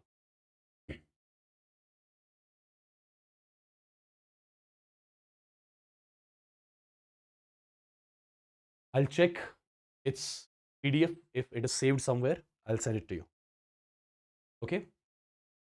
Chalo ji. One more question, my dear students here. Look at this. Look at this. Look at this. Quick. Look at this particular question. Look at this particular session.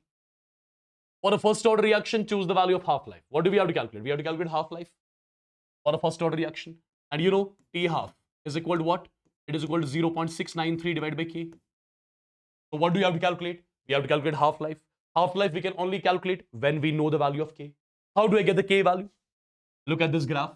Log 80 versus T is given. Few minutes back I told you the slope of this graph. The slope of this graph will be equal to minus K divided by 2.303. Now slope means tan of this angle, tan of 135. So slope is basically tan of 135. So tan of 135 is minus 1. So K value is equal to 2.303. Because this is minus 1. Minus cancels out. This is 2.303 second inverse. Right? Or minute inverse. I think it is minute inverse. Time is in minutes. Right? It's minute inverse. So you got the value of K. If you got the value of K, so it's going to be 0.693 divided by K. K is nothing but 2.303. Answer will come out to be 0.3 minutes. This is the half-life of the reaction you were supposed to calculate. If they ask you, calculate T 99.9%, you will say T 99.9% is equal to 10 times this. So 10 into 0.3, that comes out to be 3 minutes. Right? If they ask you T 90%, T 90% is 10 by 3 times the half-life. Right? Anything can be asked from here now. I believe I'm clear with all of this. Yes? Perfect. Is everything clear, people? Now, moving on to one more topic of this chapter, that's your Arrhenius equation. Again, the questions have been frequently asked from here. Again, the questions have been frequently asked from here. And what this Arrhenius equation exactly says. Let's have a look. My dear students, as per Arrhenius equation, rate constant of the reaction K is equal to A e raised power minus EA by RT. This is first of all your Arrhenius equation. K is equal to A e raised power minus EA by RT. Now, first of all, what is the meaning of all these terms? What is the meaning of all these terms? What is the meaning of all these terms? Let me tell you, this K here is called as the rate constant of the reaction. It is called as the rate constant of the reaction. This A is called as the pre-exponential factor. Pre-exponential factor, or you can call it as the frequency factor. You can call it as the frequency factor. Okay. This EA which you see in the equation, you call it as the activation energy. You call it as the activation energy of the reaction. Let me tell you, A and EA combinedly are called as Arrhenius parameters. They are combinedly called as Arrhenius parameters. Okay. E raised power minus EA by RT. This entire term is called as the Boltzmann's factor. It is called as the Boltzmann's factor. Perfect. And my dear students, as far as your Arrhenius equation is concerned, on increasing the temperature of the reaction, rate constant of the reaction increases. On increasing the temperature of the reaction, when you increase the temperature of the reaction, rate constant of the reaction increases, and when the rate constant of the reaction increases, rate of the reaction automatically increases. Okay? So as per Arrhenius equation, when you increase the temperature of the reaction, rate constant of the reaction increases, automatically rate of the reaction increases. And remember one more thing. On increasing the temperature of the reaction by 10 degrees centigrade, rate of the reaction doubles or becomes even more.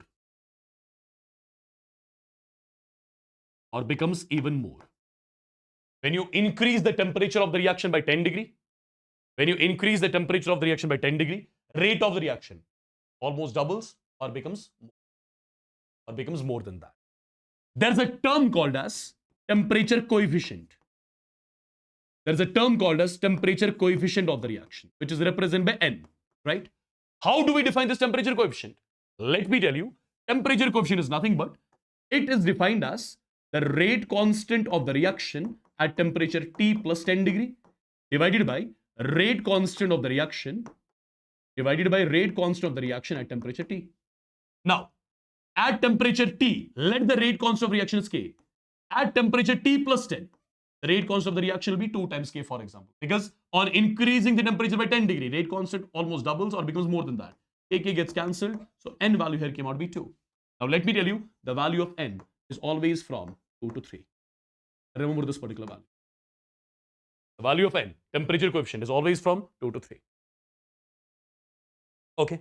Now there is one more thing, my dear students, which you need to know. What is that? Remember this particular stuff. Our important result from which questions will be asked. R2 is equal temperature coefficient raised power delta T divided by, was it delta T divided by 10? Delta T divided by 10 multiplied by R1 multiplied by R. What is this equation all about? See what this equation is all about. See what kind of question can be framed from this equation. Sometimes you'll be given the question. You have got the reaction, A gives B. You have got the reaction, A gives B. Okay. Perfect. On increasing the temperature from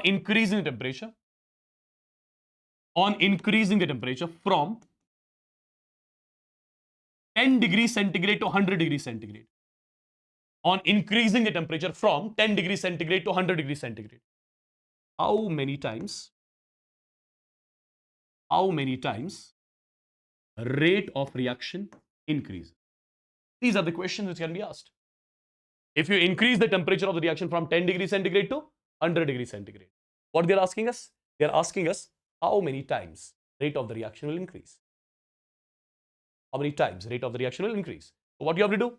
See, you will write simple. R2 is equal. Let the temperature coefficient is 2. Let the temperature coefficient is 2. If in the question they mention temperature coefficient is 2.1, then take 2.1. If nothing is mentioned, then take 2. Delta T, change in temperature. Delta T, change in temperature. Final minus initial, that is 90. Final minus initial, that is 90. 90 divided by 10 is 9 raised per R1. So what it means? It means that when the temperature of the reaction has been increased from 10 degree to 100 degree, the rate of the reaction has been increased 2 raised per 9 times. Rate of the reaction has been increased 2 raised per 9 times. Okay? Perfect. Am I clear, people? Am I clear? Am I clear? Now, there is one more thing, my dear students, which I would want to share with you. What is that? That is, what are the different forms of Arrhenius equation? What are the different forms of Arrhenius equation?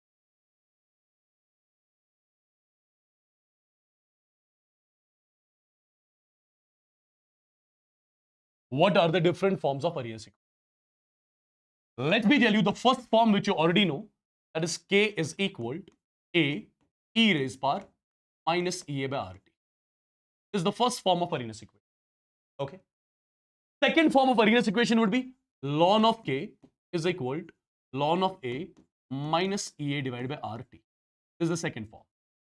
Third form of Arrhenius equation is log K is equal to log of A minus EA divided by 2.303 R.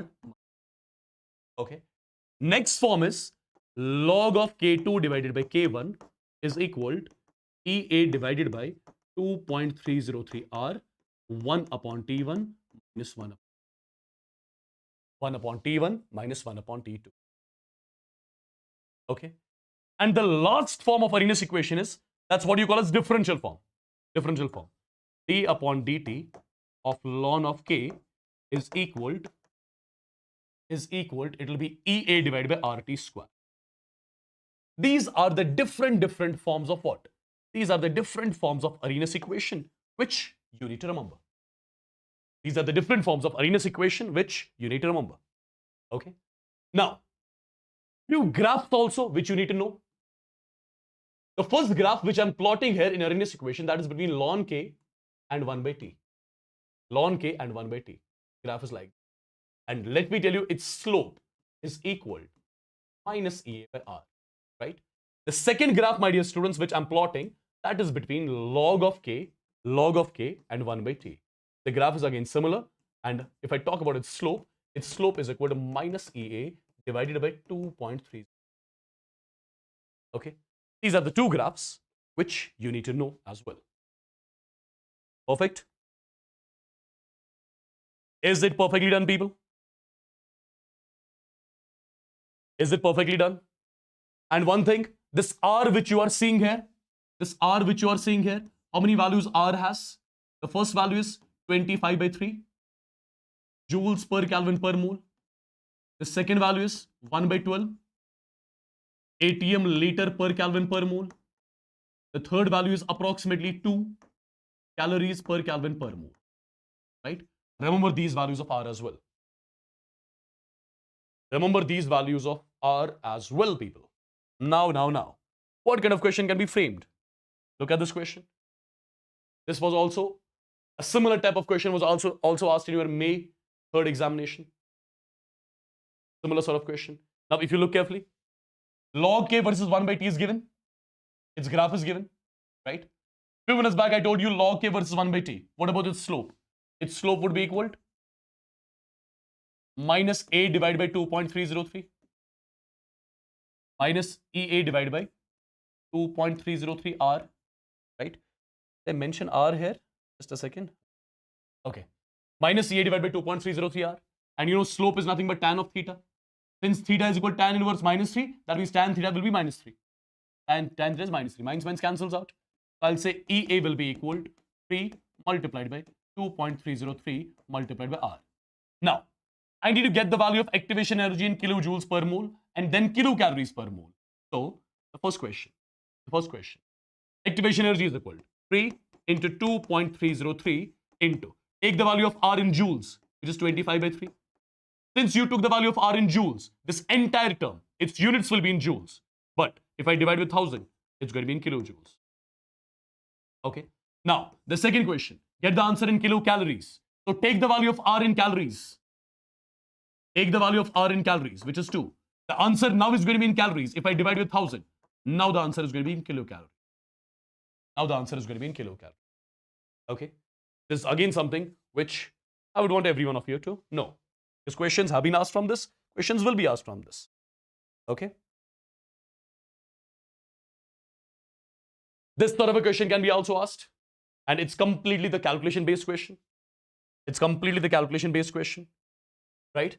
Rate constant of the reaction at this temperature. 227 degree means 500 Kelvin. Okay. 427 degree means 700 Kelvin. So T1 is given, T2 is given. Right? K1 is also given, K2 is also given. So T1 is given, T2 is given, K1 is given, K2 is given. R value we know, taken in joules. We have to calculate activation energy. Perfect. I believe this is clear to everyone. I believe this is clear to everyone. My dear students, with this, our chemical kinetics chapter is done and done.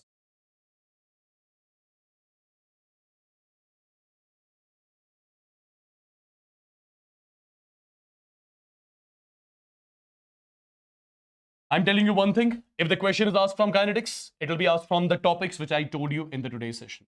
So you need to revise them again, okay? So let's take a break, small break. My dear students, it's going to be your lunch break, okay? It's going to be your lunch break. It's 12:52. I'll meet you exactly at 1:30.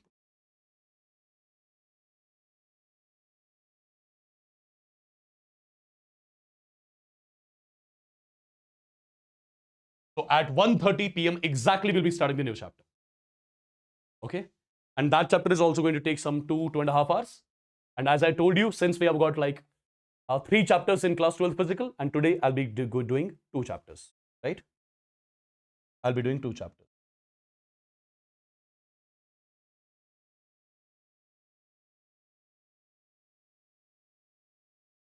Okay?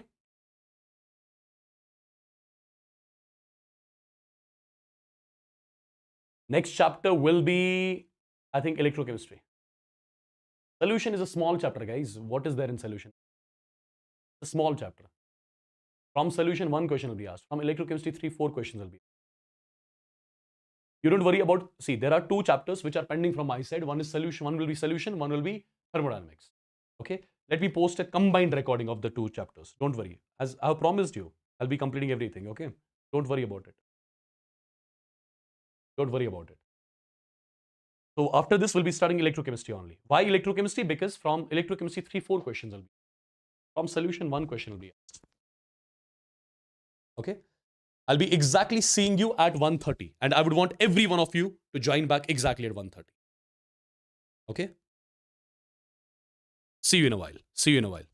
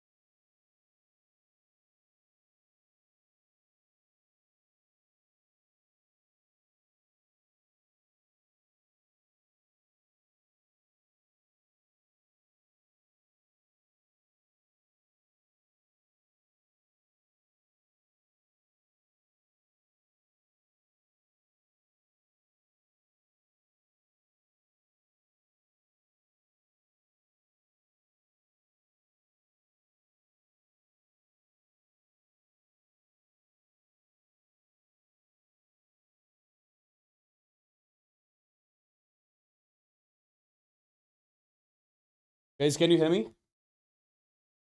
Am I again audible, visible to every one of you? Let me know once in the chats quick.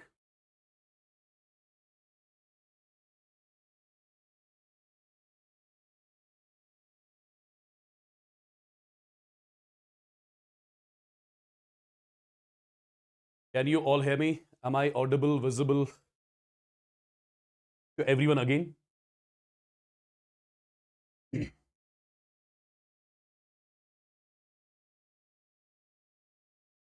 All right, people.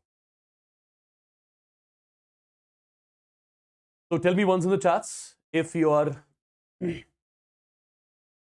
done with your lunch.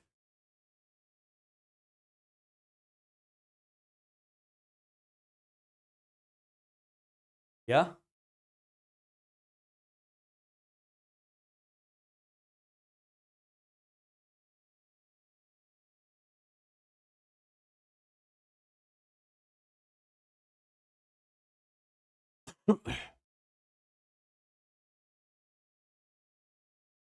All right, all right, all right.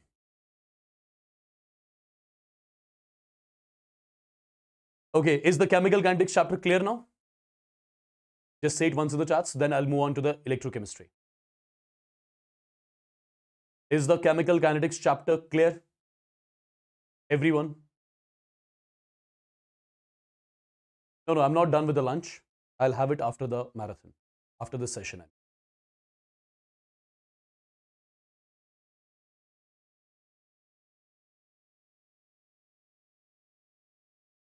Perfect. Let's get going then. Let's get started with the chapter chemical kinetics. Okay. Let's get started with the chapter, not chemical kinetics, electrochemistry. Okay. Electrochemistry. Now, my dear students, first of all, if I talk about the chapter electrochemistry,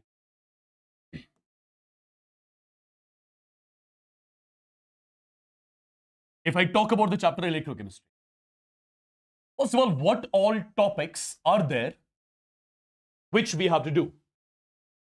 What are the topics from the chapter electrochemistry from which questions are asked?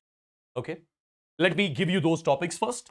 Then one by one, I'll make you understand all these topics in detail. All right. So first of all, the first topic, that is your theoretical topic, which is what you call as Daniell cell, number one. Well, after Daniell cell, the second topic which you should know, that is your electrode potential. Electrode potential. After electrode potential, it's going to be your EMF calculation. EMF calculation, which involves the Nernst equation.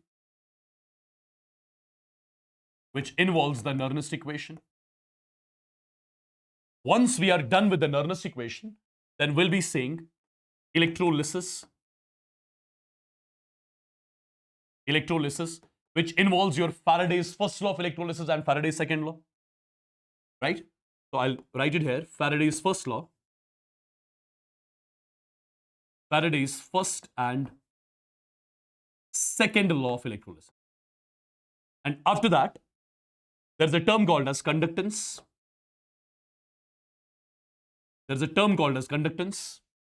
And after conductance, it's going to be finally the Kohl-Ross law. Well, these are the topics from which questions are asked when it comes to the chapter electrochemistry. And my dear students, apart from these topics, questions are not asked. Okay? The ionic equilibrium. Ionic equilibrium I have taken already in the last marathon. There's a marathon which I've taken, complete class 11th physical. In that, I've discussed ionic equilibrium already. Okay, should we start then? Give me some thumbs ups in the chats. Should we start? Quick, people. Quick, everyone. Should we start?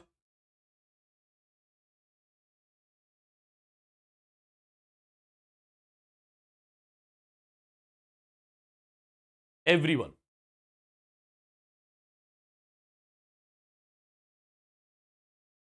Perfect. Duration of this chapter will be almost like 2.5 hours. Small lunch break, sir. Just now we are done with the lunch break. What are you talking about? Yeah, I think you have just joined the session. I think you have just joined the session. We are done with the lunch break already.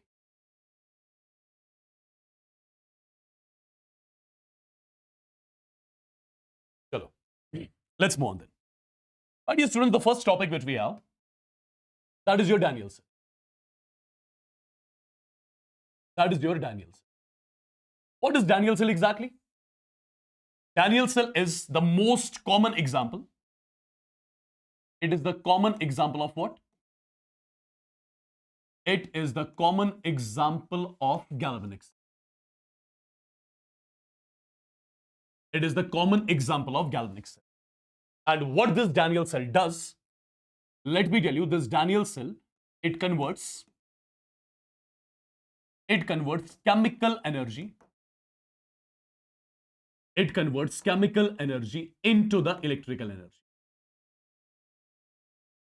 It converts chemical energy into the electrical energy. Okay, this Daniel cell.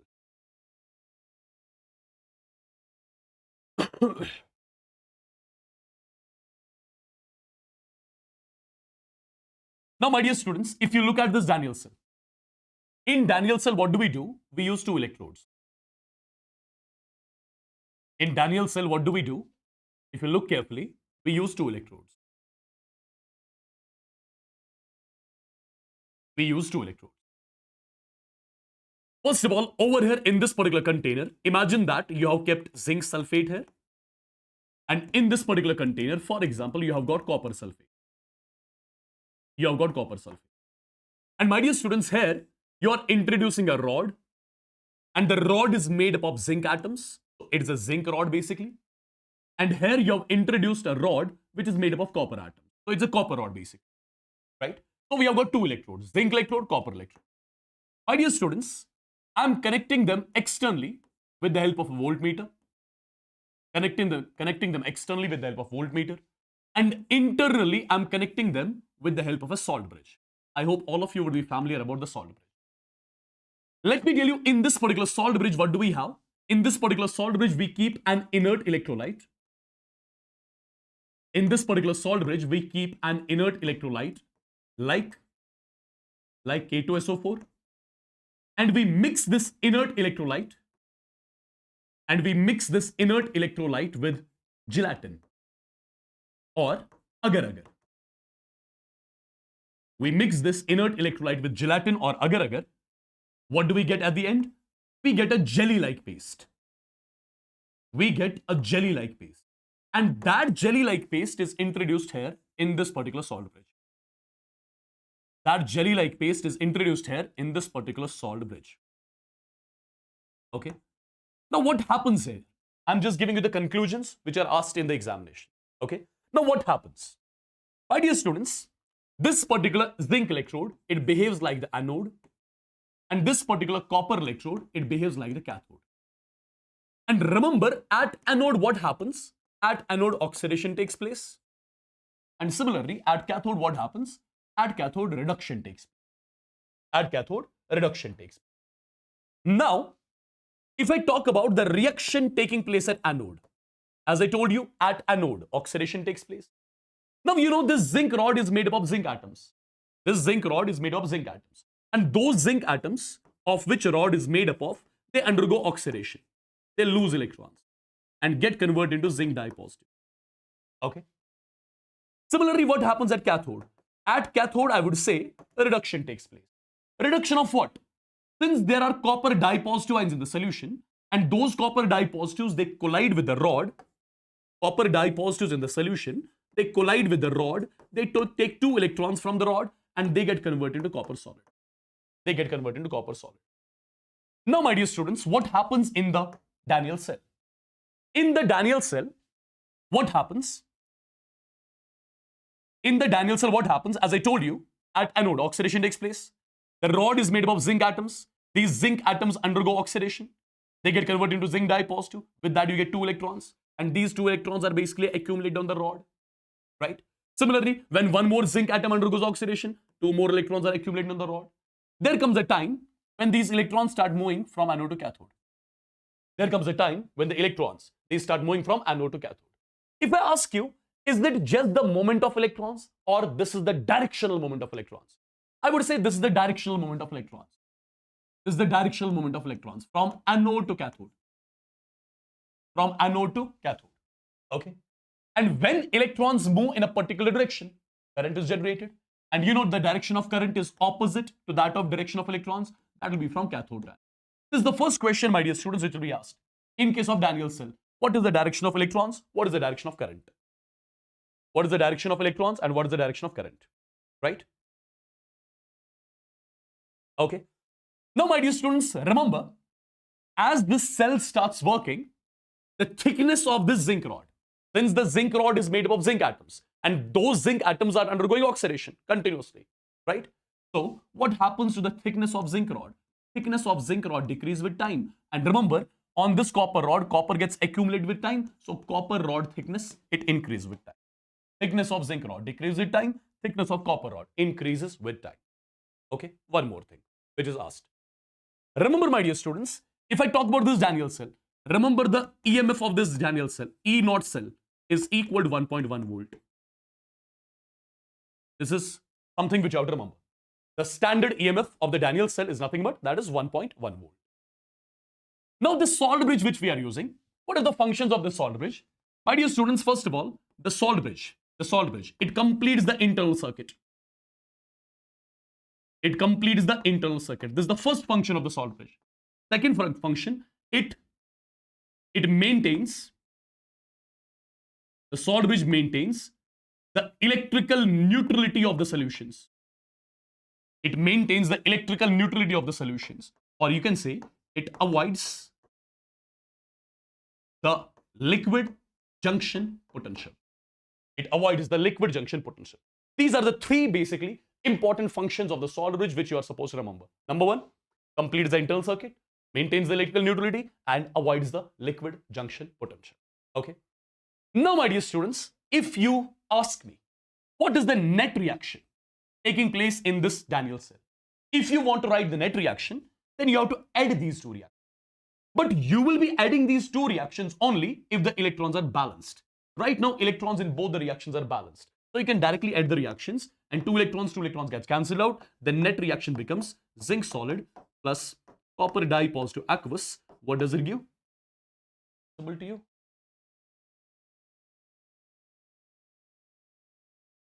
Zinc solid plus copper dye positive gives zinc dye positive aqueous. And with that, what do you get? You get copper solid. This is the net reaction which is taking place in the Daniel cell. Now, how many electrons got cancelled? 2. So I can say N value here is 2. And what is this N value? It means that 2 moles of electrons are exchanged from anode to cathode. 2 moles of electrons are exchanged between anode and cathode. These are few things, my dear students, which you need to remember about this Daniel cell, right? And that's all. Now, how do we represent the cells? How do we represent the cells? How do we represent the cells? My dear students, there is a simple way of representing your galvanic cells. There is a simple way of representing your galvanic cells. For example, if I talk about the Daniel cell, what was the net reaction in the Daniel cell? The net reaction in the Daniel cell was zinc solid plus copper dye positive aqueous gives zinc dye positive aqueous plus copper solid. This was the net reaction in the Daniel cell. Now, from the net reaction, I need to represent the cell. There's a particular way of representing a cell. And let me show you how exactly do we represent this. My dear students, first of all, tell me one thing. What is the charge on this zinc here? 0. Charge on copper plus 2. Charge on zinc plus 2. Charge on copper, 0. If you look at the charge of zinc, if you look at the oxidation state of zinc, when I say oxidation state of zinc is going from 0 to plus 2. 0 to plus 2. 0 to plus 2. That means increase in the oxidation. Increase in the oxidation state is what you call as oxidation. Increase in the oxidation state is what we call as oxidation. And you know oxidation takes place at anode. Similarly, plus 2 to 0. Plus 2 to 0. Decrease in the oxidation. Decrease in the oxidation state is what you call as reduction. And my dear students, reduction takes place at cathode.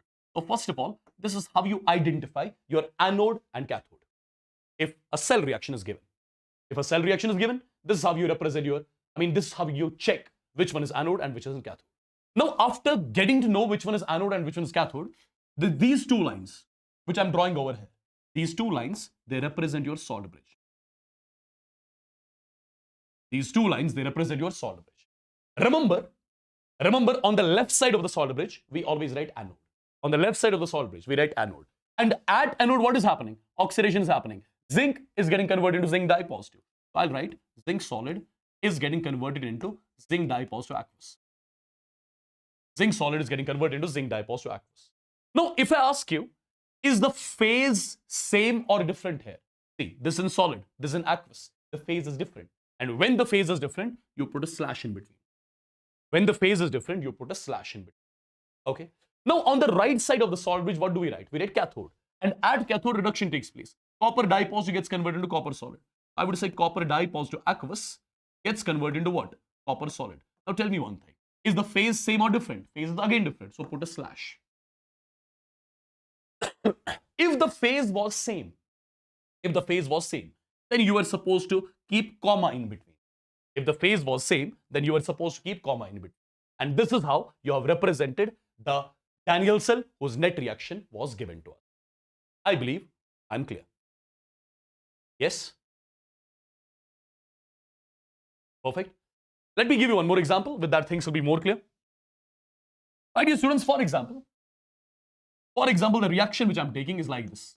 Let's say you got the reaction like H2 gas plus Cu dipositive aqueous.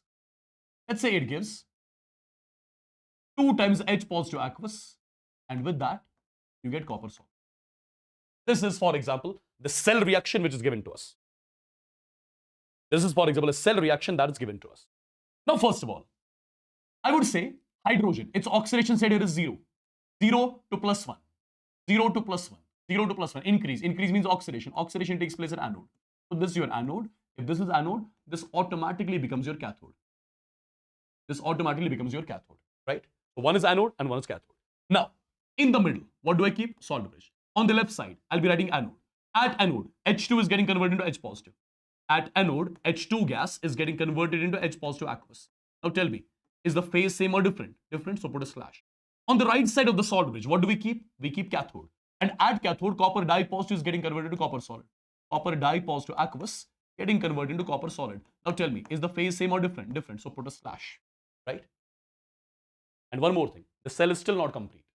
My dear students, whenever you see anything apart from solid aqueous, this is solid aqueous, this is solid aqueous. Whenever you see anything apart from solid aqueous, like you can see here, gas aqueous, aqueous, anything.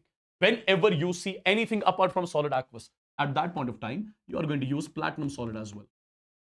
You are going to use platinum solid as well, comma, platinum solid. Okay? Remember this particular point as well. Let me take one more example. With that, things will be more clear. For example, I've got a galvanic cell whose net reaction is something like this. MnO4 negative aqueous plus Fe dipositive aqueous. It gives, for example, Fe tripositive aqueous, and with that, you write Mn dipositive aqueous. Let's say this is the reaction that's given to me, and from this reaction, I have to represent the cell. Now, how do I do it? Again, the similar thing. First of all, I'll be calculating the oxidation state of manganese here. And I believe every one of you would be knowing how to calculate the oxidation state. This is X. This will be -2 into 4 is equal to -1. So it will be +7. The charge here is +2. Here it is +3. Here it is +2. Now, manganese is going from +7 to +2. +7 to +2. Decrease. Decrease means reduction. And reduction takes place at cathode. So I got to know that this one is my cathode. This one, my. So I identified my cathode and anode, right? Now, in the middle, solid bridge. On the left side, anode. At anode, Fe dipositive aqueous is getting converted into Fe tripositive aqueous. Fe dipositive aqueous is getting converted into Fe tripositive aqueous. The phase is same. Put comma. Put comma. But if you look carefully, this is aqueous. If you have anything apart from solid aqueous, what do you use? You use platinum solid as well, right? On the right side, we write cathode. At cathode, reduction takes place. MnO4 negative gets converted into Mn dipositive. MnO4 negative aqueous gets converted into what? Mn dipositive aqueous. Now tell me, is the phase same or different? Same. So comma. Now this is not solid aqueous again. If it is not solid aqueous, so comma करके use platinum here. So this is how you represent your galvanic cell. I believe I'm clear with this. I believe I'm clear with this. If I'm clear, let me know once quickly in the chats. Let me know once quickly in the chats, people, if this is clear. Okay. So this was your galvanic cell, right? And these are all the points which I've already mentioned. Zinc electrode, anode, copper electrode, cathode, direction of electrons is from anode to cathode, direction of current is from cathode to anode, zinc rod thickness decreases, thickness of copper rod increases, right? Our functions of the salt bridge are mentioned, which I've already discussed with all of you. Okay, representation of the cell is done. Now comes a point, that is electrode potential. Now comes a point called as electrode potential. So what is electrode potential first of all? See, it's a very simple term, just try to understand. Electrode potential is defined as the potential difference. It is the potential difference. Potential difference that gets created between the rod and the solution. It is the potential difference that gets created between the rod and the solution. It is represented by capital E.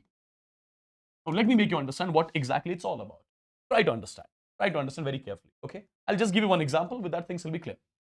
For example, imagine that this is your container. Imagine in this container you have kept zinc sulfate. You have kept zinc sulfate.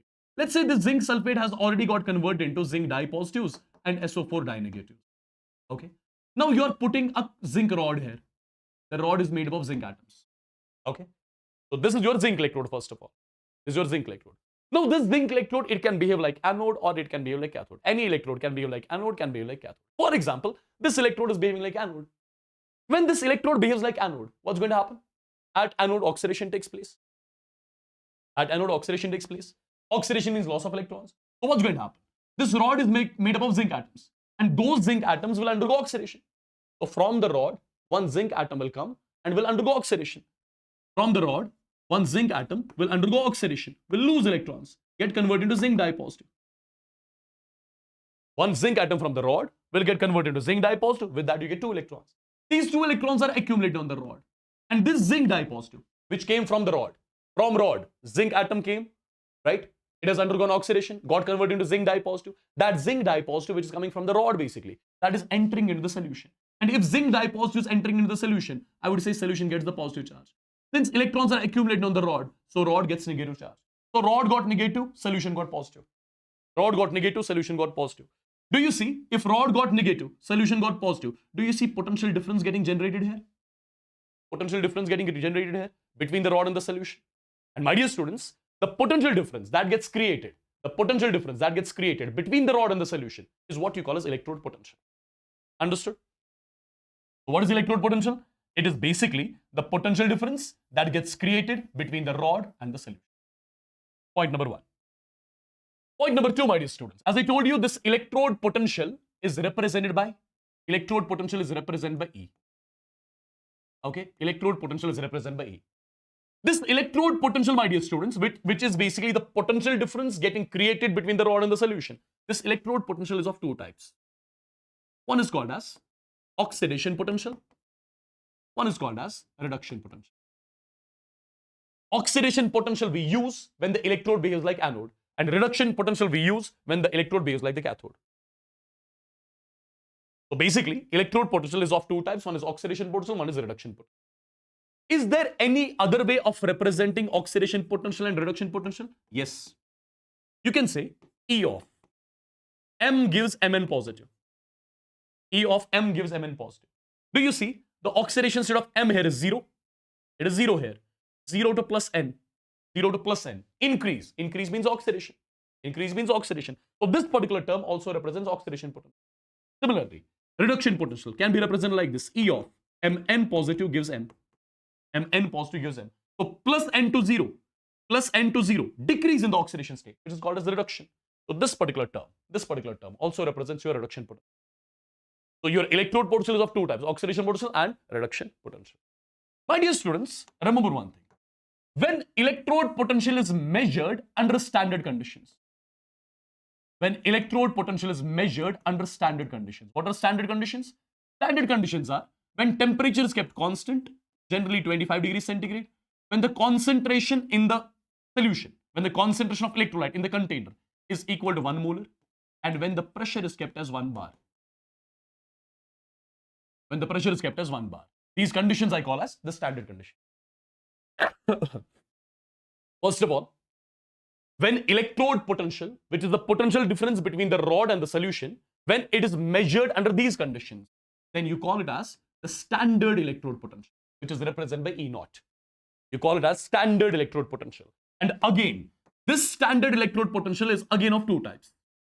You can call it as, one is called as E naught OX. This is standard electrode potential, right? One is called as E naught RED. What is E naught OX? E naught OX means standard oxidation potential. This is called as standard reduction potential. So your standard electrode potential, again, I'm classifying into two types. One is standard oxidation potential, one is standard reduction potential. Is there any other way of representing the standard oxidation potential? Yes. You can write E naught of M gives Mn positive. Is there any other way of representing the standard reduction potential? Yes. You can write E naught of Mn positive gives Mn, gives M. Okay. Right? Now, people, remember one more thing. Remember every element has a particular. Every element has a particular value of SOP and SRP. Every element, for example, zinc, for example, hydrogen, for example, copper. Every element has a particular value of SOP and SRP, which is calculated with the help of a reference electrode. And that reference electrode is taken as hydrogen electrode. You call that as standard hydrogen electrode. Electricity cut, I think. It turns some light off for some. Okay, so I'm telling you, every element has got a particular value of SOP, SRP. And that SOP, SRP is calculated with the help of a reference electrode. And that reference electrode is generally your standard hydrogen electrode. That reference electrode is called as standard hydrogen electrode. Or Calomel electrode can also be used, but we use SHE here, standard hydrogen electrode. And one more thing, guys. For the standard hydrogen electrode, when you see the standard hydrogen electrode, SOP as well as SRP, for the hydrogen electrode, as per reference, it is taken as 0 volt. SOP as well as SRP for a hydrogen electrode is taken how much? 0 volt. Also remember, SOP of an element is always equal to minus times SRP of an element. For example, if I tell you SOP of zinc is 0.76 volt. For example, I'm telling you SOP of zinc is 0.76 volt. Now SRP of same zinc will be minus 0.76 volt. Okay, these are a few things which you have to remember about the electrode potential. Now, from which part of electrode potential do we get the questions? Simple and basic stuff. Remember two statements, you are done, you're sorted. Remember two statements. My dear students, more the SOP of an element, more will be the tendency of an element to undergo oxidation. More the SOP of an element, more is the tendency of an element to undergo oxidation. And the one that undergoes oxidation behaves like a reducing agent. And the one that undergoes oxidation, that behaves like that's called as reducing agent. So let me tell you, more the SOP, more the tendency to undergo oxidation, better the reducing agent. And the one that is the better reducing agent, its reducing power is more. So more is the reducing power. So can I say in short, your reducing power is directly proportional to SOP? Absolutely. Reducing power is directly proportional to SOP. Okay. Similarly, one more thing, guys. One more important statement. Remember, more the SRP of an element, more is the tendency of an element to undergo reduction. More is the tendency of an element to undergo reduction. And the one that undergoes reduction is called as oxidizing agent. Right? And remember, more the tendency of an element to undergo reduction, better will be the oxidizing agent. And the oxidizing agent, better the oxidizing agent, more will be the oxidizing power. So oxidizing power and SRP, they are again directly proportional. These are the two statements which I would want every one of you to remember. Okay? Perfect. Is it clear, people, till here? Is it clear till here? Everyone in the chats? Everyone in the chats? Quick, quick, quick.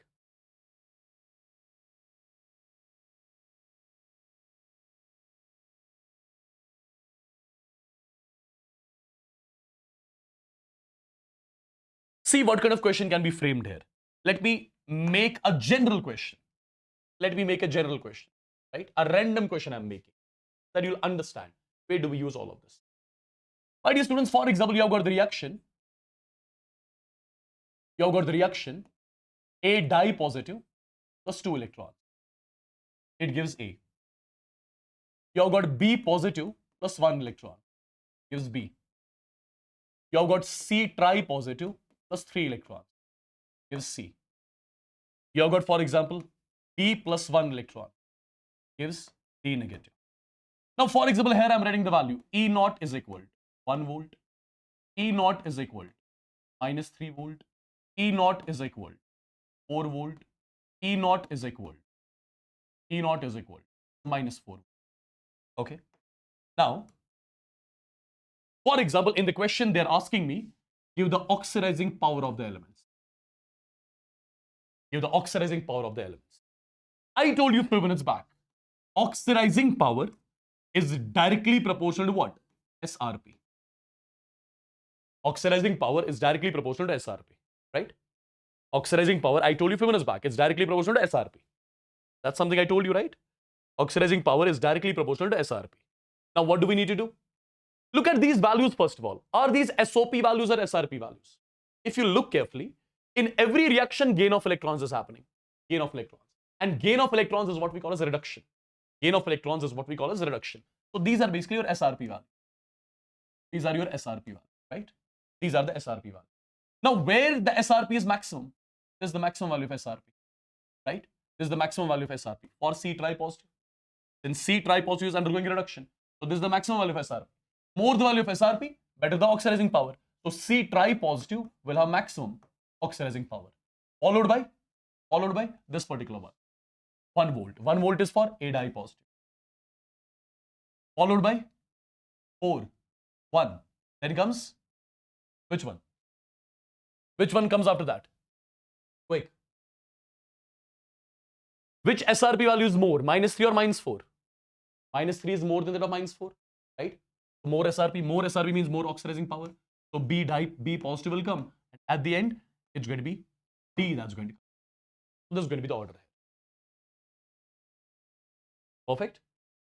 Questions are asked in this manner. For example, this is the question on oxidizing power. Again, they'll ask one question on reducing power, which will be directly proportional to SOP. Reducing power, which will be directly proportional to SOP. Perfect. Now, my dear students, there comes one more term. What is that? You call that as basically EMF. You call it as EMF of the cell. EMF of the cell, which you represent with E cell. First of all, tell me one thing. In the galvanic cells, how many electrodes do we use? In the galvanic cells, we use 2 electrodes. Take the example of Daniel cell. Daniel cell is the common example of galvanic cell, right? So we use 2 electrodes. What does this galvanic cell do? This galvanic cell, it produces current. Galvanic cell produces current. Now, you know current flows because of what? Current flows because of potential difference. So can I say, between the 2 electrodes, in the galvanic cell, we have got 2 electrodes. Let's say, take the Daniel cell. This is zinc electrode, this is copper electrode, right?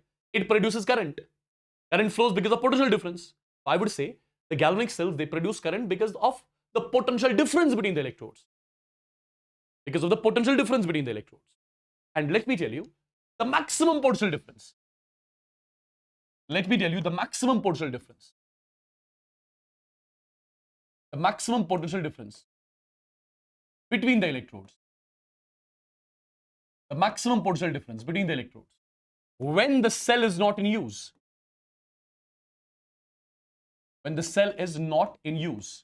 That means when no current is drawn from the cell.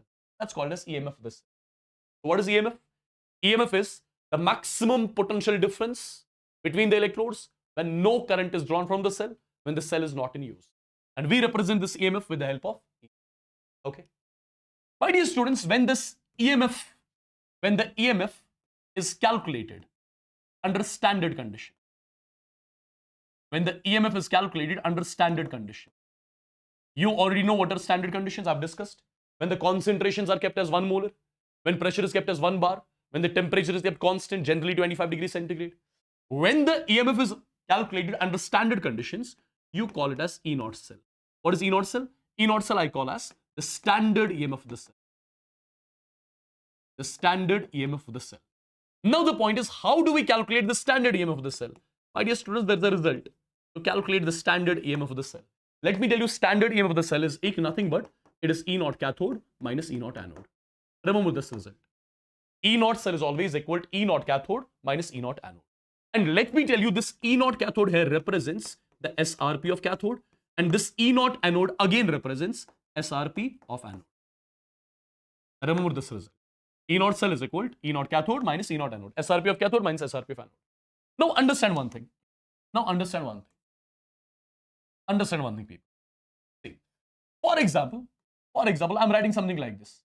E0 of A positive gives A is equal to 2 volt. E0 of B gives B negative is equal to minus 3 volt. Now tell me, how many electrodes do I have with me? I've got 2 electrodes. Right? I've got 2 electrodes. Now, for example, if you are connecting these electrodes externally and internally, externally with the help of voltmeter, internally with the help of salt pressure. Imagine that. You are connecting the electrodes with the help of externally and internally, right? You will be getting a complete cell. Now, I'm asking you to calculate standard EMF of that complete cell. Now, you will be telling me E0 cell is nothing but that is E0 cathode minus E0 anode. So, first of all, I should know which electrode here is anode and which electrode here is cathode. First of all, I should know which electrode here is anode, which one is cathode. Now, you tell me one thing. Is this the SOP or SRP? See, +1 to 0. +1 to 0 means decrease. Decrease means reduction. +1 to 0 means decrease in the oxidation state. Decrease in the oxidation state is called as reduction. So, this SRP. Similarly, 0 to -1. 0 to -1. Decrease in the oxidation state. Again, decrease means reduction. So, this also SRP. Now, which SRP is more? Where is the SRP more? SRP is more here. More the SRP of an element, more will be the tendency of an element to undergo reduction. More the SRP of an element, more is the tendency of an element to undergo reduction. And the reduction takes place at cathode. So this electrode is my cathode, this electrode is my anode. I identified my cathode and anode. And after identifying your cathode and anode, E0 cathode. E0 cathode is what? SRP of cathode. SRP of cathode is 2 volt minus SRP of anode. That's how much? Minus 3 volt. The value comes out to be 5 volt. This is how you calculate the standard EMF for the cell. Isn't it simple, people? Can you tell me once in the chats? Isn't it simple?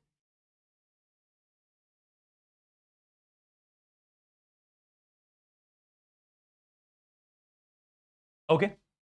For example, I'm giving you a question. Let's say this is the question. Here I'm asking you to calculate the EMF of this particular cell.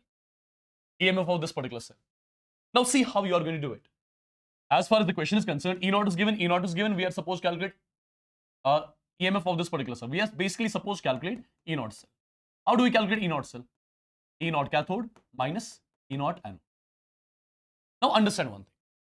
In this particular reaction, is gain of electron happening or loss of electron? What do you think? In the first reaction, loss of electron. Loss of electron means oxidation. So this is basically your oxidation potential. This is SOP. Similarly, loss of electron is happening. So this is also your SOP. But do we need SOP values or SRP values? We always need SRP values. So SRP in the first case will be minus 0.76 volt. SRP in the second case will be minus 0.41 volt. These are the SRP values now.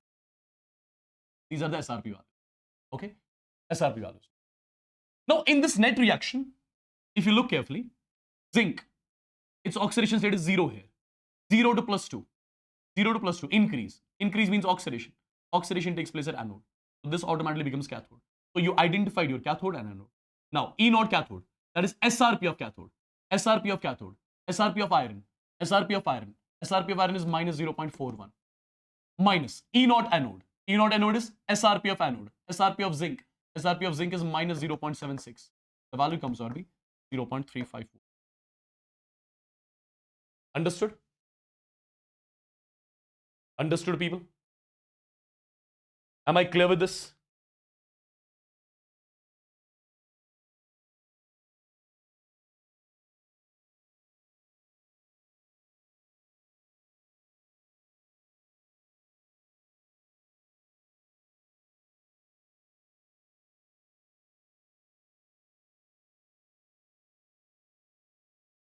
Is it clear, people? So basically, this is how you calculate the standard EM of the cell, E naught cell.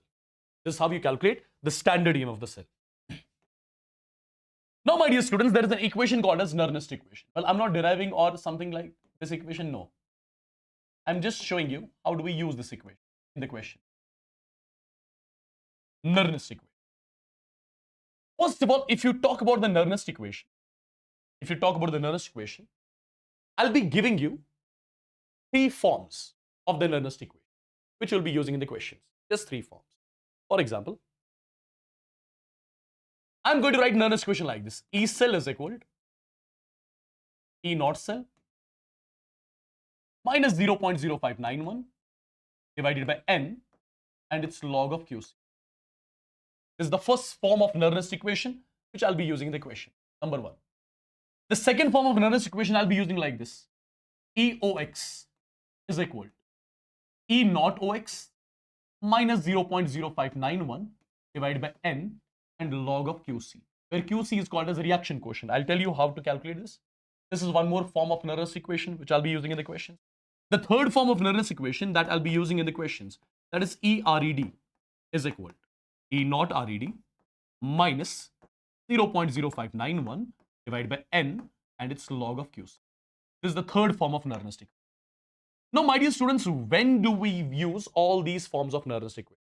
Where do we use it and when do we use it? First of all, what is this E cell? E cell represents EMF of the cell, EMF of a complete cell, which is made up of 2 electrodes, under non-standard condition. Whenever you have to calculate EMF of the cell under non-standard condition, you'll be using the Nernst equation. Number 1. Number 2, whenever you have to calculate oxidation potential of the electrode, or I'll say oxidation potential of half cell. Half cell means electrode. Okay. Whenever you have to calculate oxidation potential of the half cell, oxidation potential of the electrode under non-standard conditions, you'll be using this particular form of Nernst equation. And whenever you have to calculate a reduction potential of the half cell, reduction potential of the electrode under non-standard conditions, you'll be using this particular form of the Nernst equation. Right? So basically,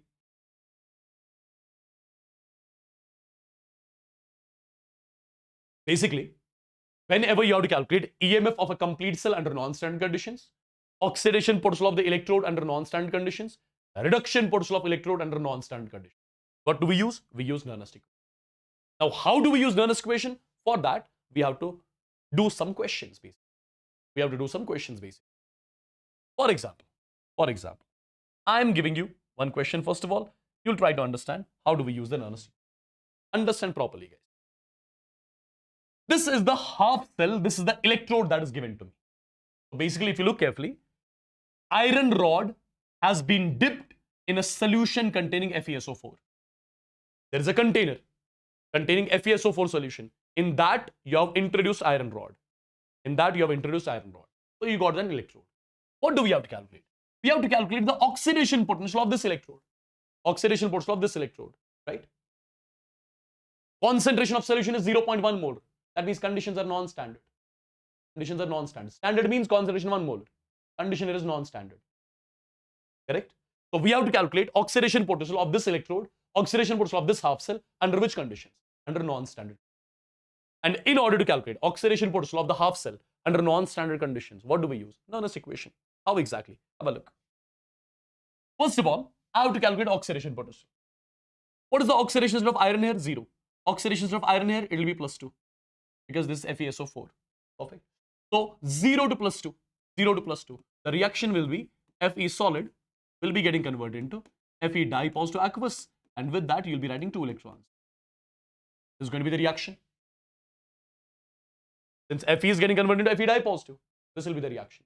Loss of electron, oxidation, anode. Right? Now, how many electrons do you see here? 2. So, N value here is equal to 2. N value here is equal to 2. Okay. Now, how do you write the QC value? You always start with the product. You always start with the product. And any reactant or product that will be in aqueous phase, you use the term concentration for it. So, I'll write concentration of Fe di positive raised by its stoichiometric coefficient. Now, there is no other product. Divide by. Go to the reactant side. Whenever you see any reactant in solid form, you have got nothing to do with that. Any reactant or product in solid form, nothing to do with that. Any reactant or product in aqueous form, use the term concentration. Any reactant or product in gaseous form, use the term pressure. Okay. Now tell me, what is the concentration of Fe di positive that's given to me in the question? That is 0.1 molar, which is nothing but 10 raised power minus 1. Okay. What do we have to calculate? Oxidation potential. So write the Nernst equation. Which form? I'll write EOX is equal to E naught OX minus 0.0591 divided by N and its log of QC. Correct? Now I have to calculate this EOX is equal. E naught OX means SOP. E naught OX means SOP. Is this SOP or SRP? See, +2 to 0. +2 to 0. +2 to 0. Decrease. Reduction. So this is basically SRP. This is basically SRP. What do I need here? I need SOP. SOP means plus 0.44. So SOP is 0.44 minus 0.0591. N value is 2. Log of QC. QC is 10 raised power minus 1. Now, this is going to be 0.44 minus 0.0591 divided by 2. Log of M raised power N. It will be N log M. So minus 1 comes to the front. Log 10 is 1. Now, you just have to solve this. You'll be getting the answer in volt. Simple. Is it clear? Is it clear, people? Everyone in the chats. Everyone in the chats. Yeah? Everyone in the chats quickly.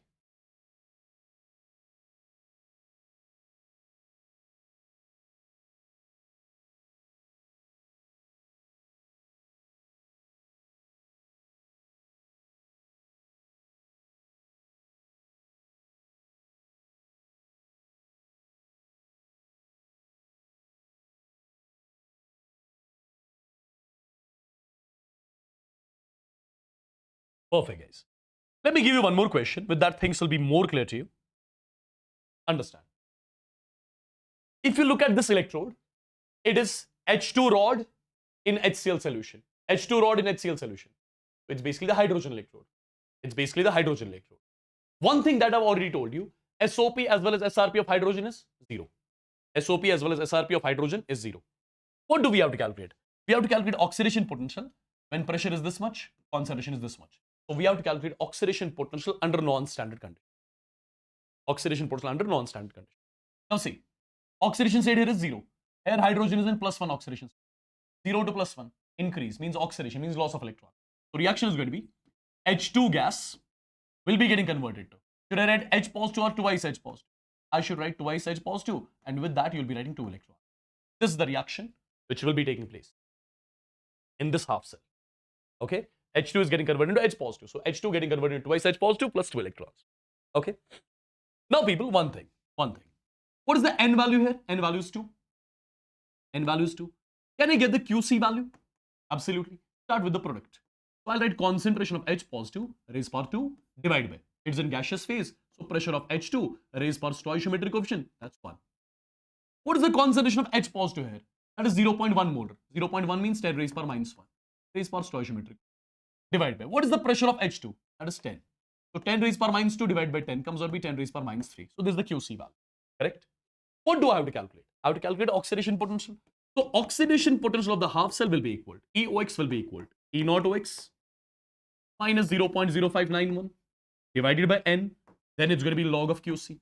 Now tell me, what is this E naught OX? This is SOP of hydrogen electrode. And you know SOP of hydrogen is nothing but 0. So this value is nothing but 0. It's going to be minus 0.0591 divided by n value. N value is nothing but 2. Log of QC. QC is 10 raised power minus 3. So this is nothing but, it's going to be minus 0.0591 divided by 2 log of m raised power n. It's going to be n log m. So minus 3 log 10, and log 10 is 1. So this answer is going to be in volt. Okay.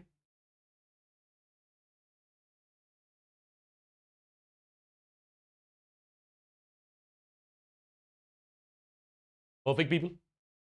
Now, similarly, I'll give you one more question and try to understand what this is all about. These two lines, what do they represent? They represent your solid bridge. Okay. Anode, cathode. So it is not a half cell now. It's a complete cell. This is a complete cell. And we have to calculate EMF of this complete cell. We have to calculate EMF of this complete cell. Now see, how am I going to tackle this part of this particular question? Understand how I'm going to do it. You have to calculate EMF of this cell, right? When the concentration here is 10 raised power minus 3 molar. Concentration 10 raised power minus 3 means non-standard conditions. So basically we have to calculate EMF under non-standard conditions. EMF under non-standard conditions. Which equation I'll be using? Nernst equation. Which equation I'll be using? Nernst equation. My dear students, you know already. I have to use the Nernst equation under non-standard conditions. So I'll be using E cell is equal to E naught cell minus 0.0591 divided by n log of QC. So first of all, what I'll be doing? Understand. On the left side of the solid bridge, we have anode. So what is the reaction taking place at anode? Sn is getting converted into Sn di positive. So reaction is going to be Sn solid. It gives what? It gives Sn di positive aqueous. With that, you'll be writing 2 electrons. This is the reaction taking place at anode. Similarly, what is the reaction taking place at cathode? Pb di positive gives Pb. So I would say Pb di positive would be gaining 2 electrons and getting converted into Pb solid. Right? Plus 2 to 0. Plus 2 to 0 means decrease. Decrease means reduction. Reduction means gain of electrons. That's why gain of electrons is happening here. Now, in both the reactions, electrons are balanced. If electrons are balanced, you can just add these two reactions. When you add them up, how many electrons got cancelled? 2. So n value here is 2. What is my net reaction? Net reaction will be Sn solid plus Pb di positive aqueous. Pb di positive aqueous. It gives Sn di positive aqueous. And with that, I'll be writing Pb solid. This is your net reaction. Now, my dear students, tell me one thing. Can I write the QC for this equation? QC, reaction quotient. You'll be starting with the product. This is an aqueous phase, so use the term concentration. Sn di positive, raised power stoichiometric quotient 1. This is in solid form. Nothing to do with the solid. Divide by. This is in solid form. Nothing to do with it. This is in aqueous form. So concentration of Pb di positive, raised power 1. Now tell me, what is the concentration of Sn di positive? That's given to me. 1 molar. Divided by concentration of Pb di positive. That's given to me. How much? 10 raised power minus 3. The value comes out to be 10 raised power 3. So this is the value of QC. This is the value of QC. If you got the N value, you got the QC value. Now, one more term I want you to calculate, that is E naught cell. Have I told you how to calculate E naught cell? Yes. E naught cathode minus E naught anode. E naught cathode. SRP of cathode. SRP of lead. SRP of lead is given to me. Minus 0.13. Minus E naught anode. SRP of anode. SRP of anode is also given to me. Minus 0.14. Value comes out to be 0.01 volt. 0.01 volt. So this is E naught cell. You got N, you got QC, you got E naught cell. Now use the Nernst equation. Nernst equation is E cell is equal to E naught cell minus 0.0591 divided by N, and it's going to be log of QC. Now, my dear students, I would say E cell is equal to E naught cell. E naught cell is 0.01 minus 0.0591 divided by N value. N value is how much? N value is 2. Log of QC. QC is 10 raised power 3. Perfect. Now, it's just a matter of calculation. 0.01 minus 0.0591 divided by 2 log of m raised power n, which is n log m. So 3 comes to the front. Log 10 is going to be 1. Solve this, get the answer in volt. That's all. Perfect. So this is how you get questions from your Nernst equation. Sometimes they'll ask you to calculate oxidation potential of the half cell, or reduction potential of the half cell, or EMF of a complete cell. I told you all the 3 procedures. I believe this is clear to all of you. Okay? I believe this is clear to all of you. Okay? Now, my dear students, one more thing which I believe you'll be already knowing. What is that? That is the relation between A relation between delta G and E cell. What is the relation between delta G and E cell? This again is simple result, which I'm not deriving. I'm giving you the result. That's it. And remember it. Delta G for the cell is equal to minus NF E cell. Delta G for the cell is equal to minus NF E cell. And under standard conditions,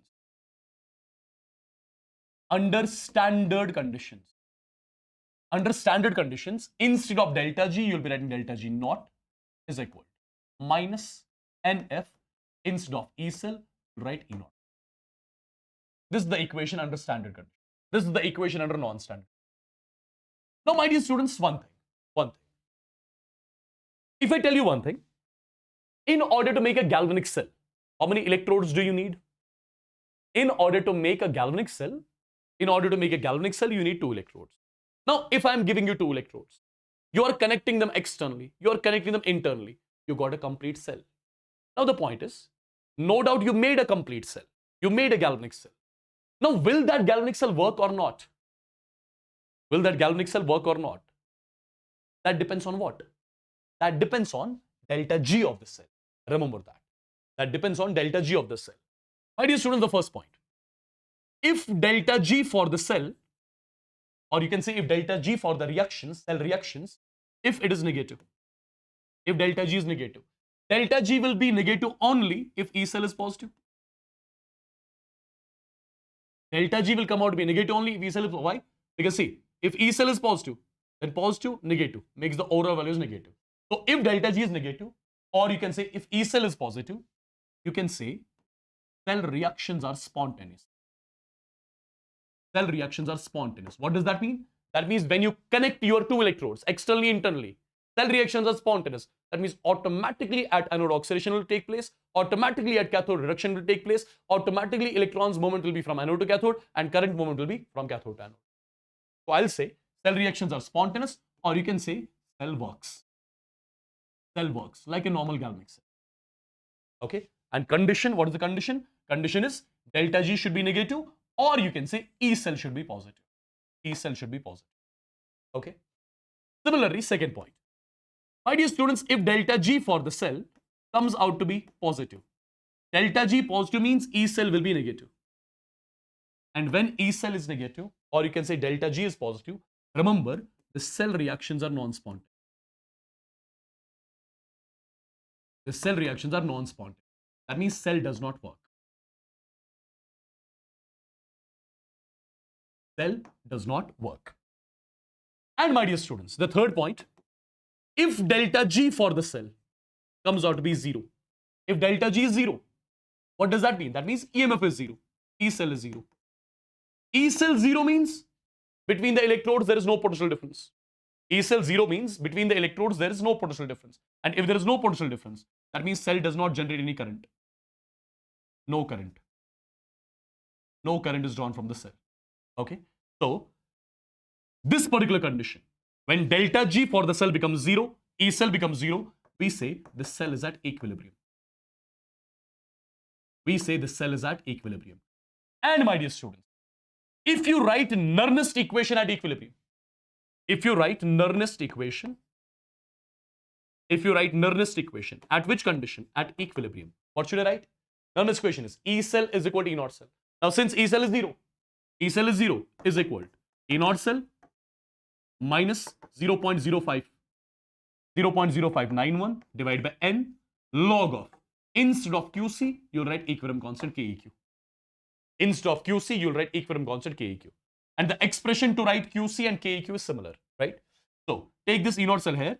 So I got one equation. E naught cell is equal to 0.0591 divided by N, and it's log of KEQ. Remember this result? This again one more important result. E naught cell is equal to 0.0591 divided by N log of KEQ. Sometimes you'll be getting a question wherein they'll give you equilibrium constant, of the reaction, and they'll ask you to calculate E naught for the cell. For example, you have got a question like this.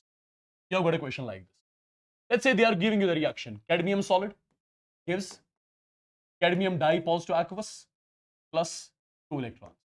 This is the reaction that's given to us. Okay? This is the reaction that's given to us.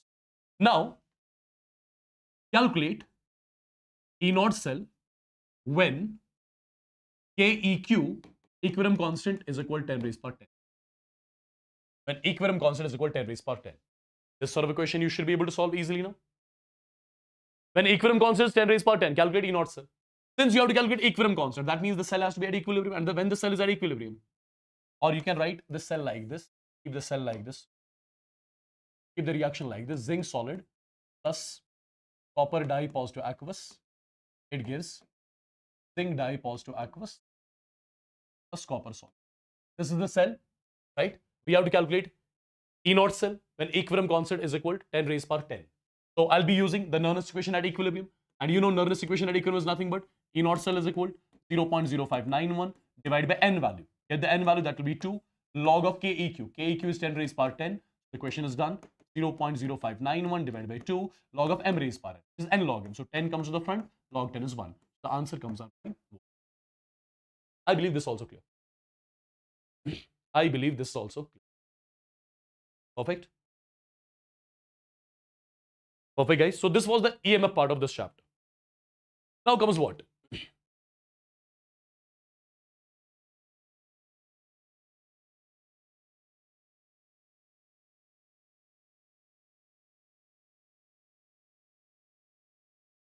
Tell me first of all if it is clear.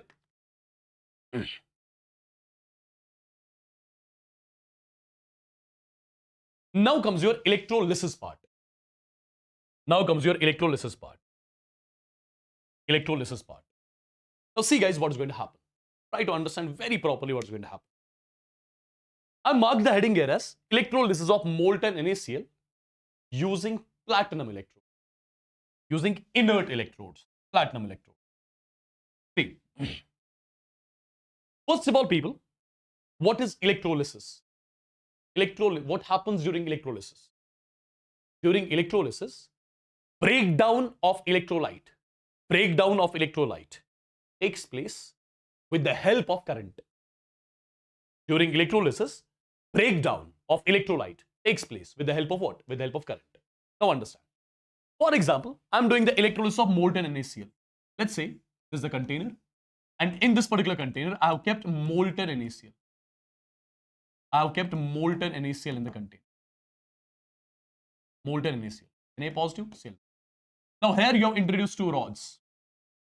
Here you have introduced two rods. These two rods are connected with the battery. These two rods are connected with the battery.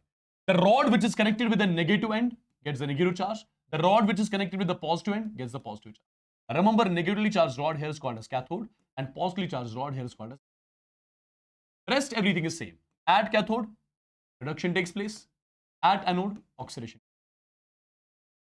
Oxidation takes. Okay. Now what's going to happen? Basically, this Na positive and Cl negative which are there in the solution. Na positive and Cl negative which are there in the solution. Once this rod gets negative charge, Na positive will go here. Cl negative will go here. So Na positive is going towards cathode. Na positive is going towards where? It is going towards cathode. And at cathode, what happens? Reduction. At cathode, what happens? Reduction. Reduction means gain of electrons. So Na positive at cathode would be gaining one electron, getting converted into Na solid. And this Na solid gets deposited here at the electrode. This Na solid gets deposited here at the electrode. Okay. So on this particular electrode, sodium metal is getting deposited. Now, what is happening at anode? At anode, oxidation takes place. At anode, which one is going? Cl negative. Cl negative goes to anode. Cl negative at anode will undergo oxidation. Oxidation means loss of electrons. Reaction will be twice Cl negative at anode will get converted into Cl2 gas. With that, you will be getting 2 electrons. So this is the reaction taking place at anode. Okay. Now, at anode, if you look carefully, Cl2 gas is produced. At anode, Cl2 gas is produced. At cathode, your sodium metal was deposited. So these are the two things which you have to remember. They'll ask you, what are the products of electrolysis? They'll ask you, what are the products of electrolysis? You just have to tell one thing. When I talk about the products of electrolysis, you have to say, at cathode, Na solid is deposited, and at anode, there is a gas produced, that is Cl2 gas. Understood? Understood, people?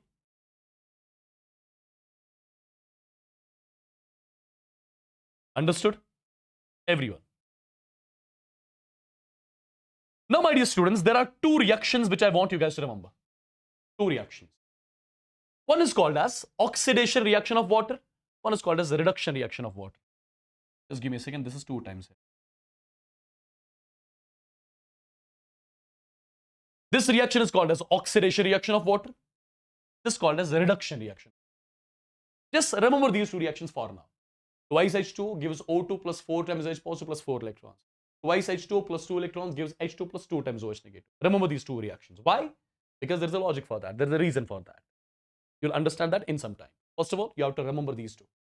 You have to remember these two reactions. After remembering these reactions, now understand. Now understand just one thing. Just understand one thing. Just understand one thing.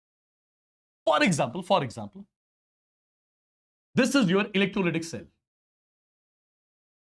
This is your electrolytic cell.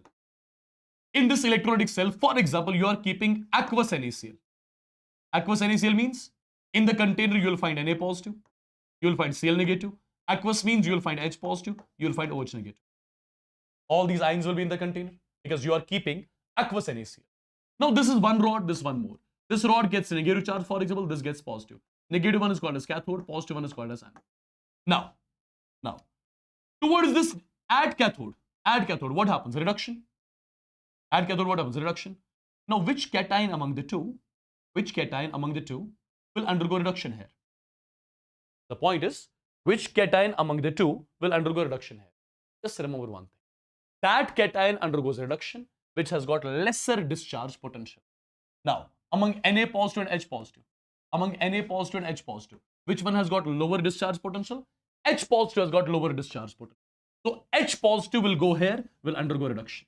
Simple. Okay. Similarly, at anode, oxidation takes place. Now, which anion among these two will undergo oxidation here?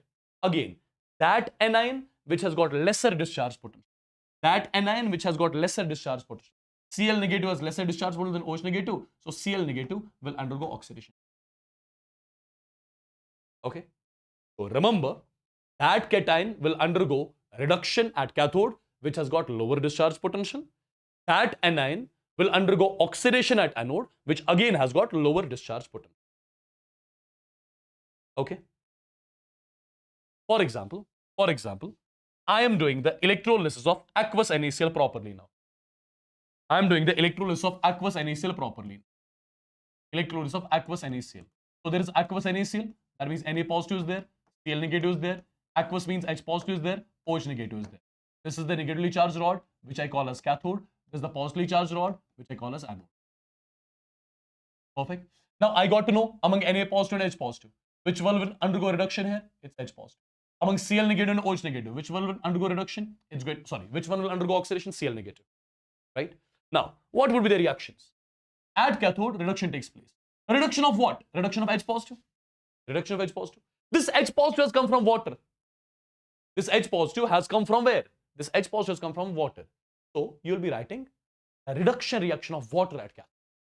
So, at cathode, a reduction of water is taking place.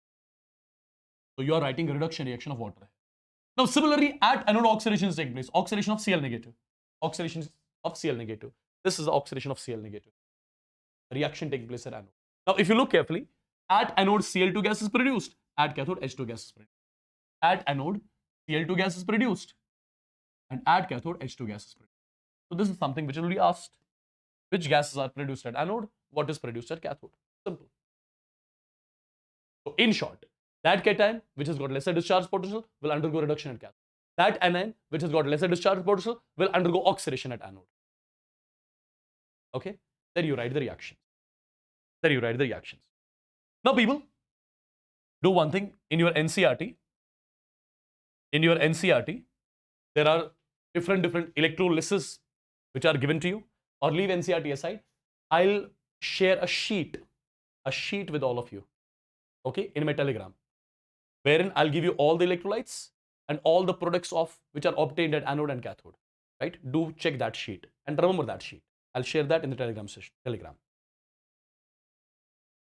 I'll share that sheet. See, right now I just made you understand when the electrolysis of molten NaCl happens, when the electrolysis of aqueous NaCl happens, there are a lot of electrolytes like this. Right?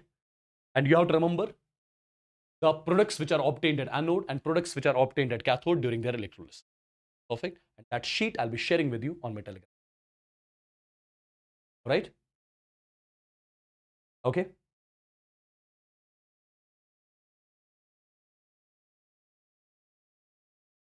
Now, let's move on to what? Let's move on to Faraday's first law of electrolysis. Now, what this Faraday's first law of electrolysis is all about? See, you saw a few minutes back, when electrolysis happens, at the electrode, either some metal is getting deposited or some gas is produced. You saw when electrolysis takes place, either at the electrode, metal is deposited, or at some electrode, gas is produced. Now, Faraday's first law says something like mass of the gas produced, or mass of the metal deposited at the electrode, or mass of the gas released, or mass of the gas produced, mass of the gas released at the electrode is equal EIT divided by 96500. Is the direct result, my dear students, which I want you guys to remember. What is W here? Again, W stands for the mass of the substance which is deposited on the electrode, or the mass of the gas which is released at the electrode. It is always equal to EIT divided by 96500. What is E? E is the equivalent mass. E is the equivalent mass of the substance which is being deposited at the electrode or which is being released at the electrode. I is the current that goes inside the solution with the help of battery. T is the time duration in which current goes into the solution. You have to divide that with 96500. Okay. Similarly, you can say number of moles of the substance. Deposited or liberated at the electrode. It will be simply equal to I multiplied by T divided by N factor multiplied by 96500. This again one more result which you can remember. So let me write the meaning of all this. W stands for the mass of the substance deposited or liberated. N represents moles of the substance deposited or liberated at the electrode. So W is equal to EIT divided by 96500, and similarly your N is equal to I into T divided by N factor of the substance which is deposited or liberated at the electrode multiplied by 96500. First of all, how do we calculate this N factor? Understand, a simple trick I'm giving you. For example, you have got the reaction 2A plus 3 times B. It gives 6 times C plus 12 electrons. I want you to calculate the N factor of each reactant and product. Tell me one thing. How many electrons do you see here? 12 divided by. What is the stoichiometric coefficient of A? That's 2. So the value comes out to be 6. Similarly, how many electrons? 12 divided by stoichiometric coefficient 3. So 12 by 3 is 4. How many electrons do you see? 12 divided by stoichiometric coefficient. The value comes out to be 2. So these are the respective N factors of reactants. How do we get the N factors? Number of electrons exchanged divided by stoichiometric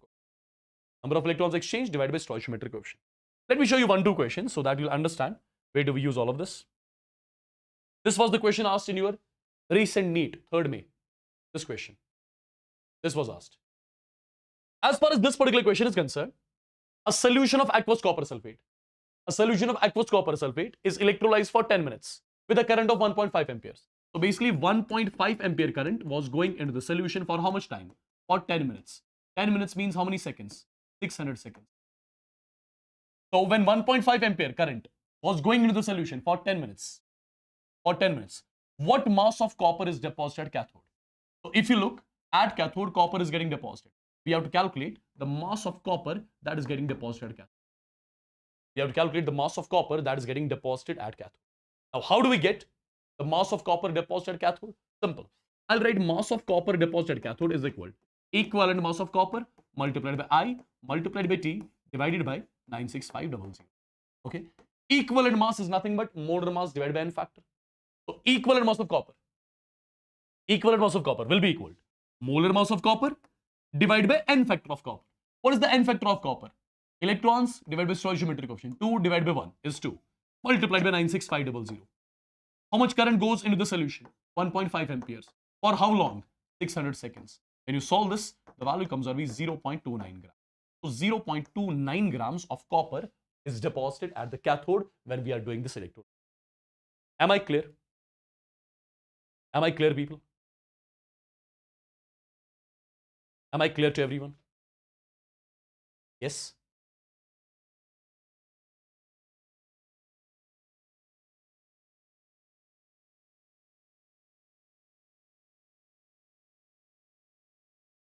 Let me give you one more question. With that, things will be more clear. Look at this question, guys. The question is saying, we are doing the electrolysis of what? Aqueous copper sulfate. After the electrolysis is done, calculate the pH of the solution. Once the electrolysis is done, we have to calculate pH of the solution. pH of the final solution in the container. How do we do it? First of all, one thing. When we do the electrolysis of aqueous copper sulfate, this is the reaction at cathode, this is the reaction at anode. Now, do you see at cathode, copper is getting deposited. Copper is getting deposited at cathode. If you look at anode, O2 is produced. Also, H positive ions are produced. At anode, H positive ions are generated. Now, if H positives are produced at anode, where do those H positives go? Those H positives will go into the solution. If H positive ions are generated at anode, where would those H positive ions go? They will go into the solution, due to which the solution will become acidic. Its pH will be less than 7. Its pH will be less than 7. So I would say pH of the final solution is decided by which reaction? It is decided here by anodic reaction. Yeah? Now, how do we get the pH? pH is nothing. P stands for minus log. Minus log of H positive concentration. So first of all, I should know what is the H positive concentration in the solution. How do I calculate H positive ion concentration in the solution? Concentration is moles divided by volume. So first of all, I will check how many moles of H positives are liberated at anode. Because whatever moles of H positives are produced at anode, all those moles of H positives would be going into the solution. Right? So I'll calculate number of moles of H positives produced, which will go into the solution.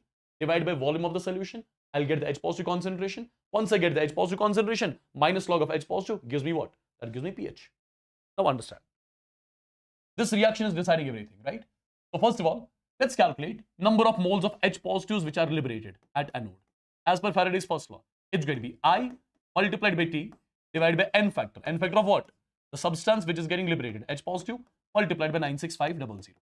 Now, I, current, is 96.5 amperes. Time, 10 seconds. N factor of H positive. N factor of H positive will be equal to 2 divided by 2. That's 1. Multiplied by 96500. This value will come out to be 10 raised power minus 2. So 10 raised power minus 2 moles of H positives are generated at anode. And all these moles of H positives which are generated at anode, they'll enter into the solution finally. So in the solution, you will find 10 raised power minus 2 moles of H positive. In the solution, you will find 10 raised power minus 2 moles of H positive, right? So what would be the concentration of H positive in the final solution? It would be moles of H positive in the final solution divided by volume of solution in liters. So it's going to be 10 raised power minus 2 divided by volume of solution is 1. The value comes out to be 10 raised power minus molar. This is the H positive ion concentration, the solution. If you got H positive ion concentration in the solution, calculate pH. P stands for minus log of H positive concentration. So it is a minus log of 10 raised power minus 2. Value comes out. 2 is the pH of the final solution. Did you understand? Did you understand, people?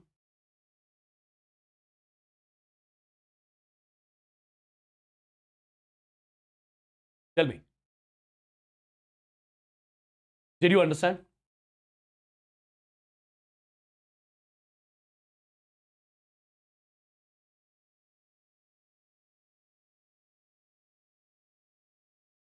Now comes one more law. That is Faraday's second law of electrolysis. What is Faraday's second law of electrolysis? There is too much written here. Leave it aside. I'll tell you in simple words, what does it mean? First of all, my dear students, before going into the details of what is Faraday's second law of electrolysis, can you tell me one thing? How do we calculate the number of gram equivalents of a substance? How do we calculate the number of gram equivalents of the substance? The number of gram equivalents of the substance is always equal to given mass of the substance in grams divided by equivalent mass of the substance. Like you have given moles by given mass divided by molar mass. Given mass by molar mass, that gives me moles. Given mass divided by equivalent mass, that gives me gram equivalents. Okay? Given mass of the substance divided by molar mass of the substance, that gives you moles of the substance. Now, given mass of the substance in grams divided by equivalent mass of the substance, that gives me number of gram equivalents. Or there is one more formula which you can use: number of moles of the substance multiplied by n factor of the substance. Number of moles of the substance multiplied by n factor of the substance. That gives me number of gram equivalents of the substance. Okay. Now, guys, understand what exactly I'm going to say. For example, these are two electrolytic cells. These are two electrolytic cells containing two different electrolytes. Let's say the electrolyte here is AB. Let's say the electrolyte here is CD. Okay. Two electrolytic cells containing two different electrolytes, AB electrolyte, CD electrolyte. Now, you are connecting them with the battery. You are connecting them with the battery. This gets negative. This gets positive. This is negative. Correct? Imagine that, just imagine, just to make you understand. Imagine that on this electrode, metal A got deposited. Imagine on this electrode, some gas B got produced. Imagine that on this electrode, metal C got deposited. Imagine that on this electrode, some gas D got produced. As per Faraday's second law, if, for example, you have got two or more than two, if you have got two or more than two electrolytic cells connected in series, if you have got two or more than two electrolytic cells connected in series, right, containing different electrolytes, as per Faraday's second law, gram equivalents deposited or liberated at every electrode will be the same. That means I can say gram equivalents of A deposited at the first electrode will be always equal to gram equivalents of B produced at the second electrode. Similarly, will be also equal to gram equivalents of C deposited, will be also equal to gram equivalents of D produced. As per Faraday's second law, on every electrode, gram equivalents deposited or liberated will be the same. Now, gram equivalents of A deposited will be written as mass of A deposited divided by equivalent mass of A deposited is equal to mass of B produced divided by equivalent mass of B is equal to mass of C produced divided by equivalent mass of C. Similarly, mass of D divided by equivalent mass of D. Right? Perfect. So whenever you see two or more electrolytic cells connected in series, remember gram equivalents deposited or liberated at every electrode will be the same. Will be the same. Okay? Will be the same. Now, people, for example, this is the question. A simple question on your screen. Simple question on your screen. We are doing the electrolysis of aqueous copper sulfate. And when we do the electrolysis of aqueous copper sulfate, we know the reaction at cathode, we know the reaction at anode. Do you see at cathode, copper getting deposited, at anode, O2 gas getting produced?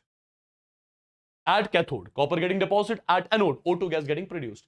You can simply do one thing. You can say gram equivalents deposited, gram equivalents of copper deposited at cathode should be equal to what?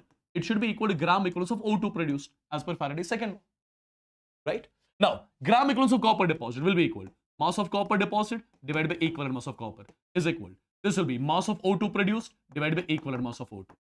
Now, as per the question, what mass of copper is deposited? As per the question, 63.5 grams of copper was deposited divided by equivalent mass of copper will be molar mass of copper divided by n factor of copper. What is n factor of copper? 2 divided by 1. That's 2 is equal. Mass of oxygen. That's something I need to calculate. What mass of oxygen is produced at anode?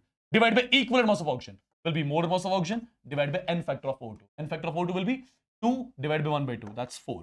When you solve this equation, you get the mass of O2 produced here as 16 grams. So 16 grams of O2 is produced at anode. 16 grams of O2 is liberated at anode. Now you got the mass of O2 produced. What do we have to calculate? Mass of gas released and volume of gas released. Now mass we got. Now tell me moles of O2 released will be equal to mass of O2 released divided by molar mass of O2. So 0.5 moles of O2 are released. Therefore, volume of O2 released at STP will be equal to how much? Volume of O2 released will be moles of O2 released multiplied by 22.4 liters. The value comes out to be 11.2. 11.2 liters of O2 will be produced at STP. Got it? Got it, people? Am I clear with this? Am I clear with this? Everyone in the chats.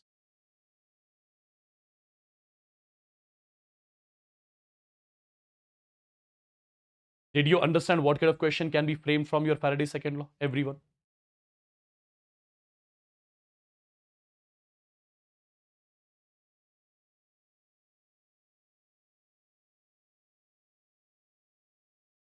Simple. You are supposed to equate the gram equivalence. Deposit or liberated. That's all.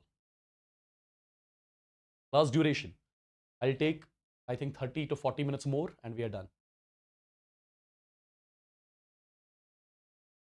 Okay.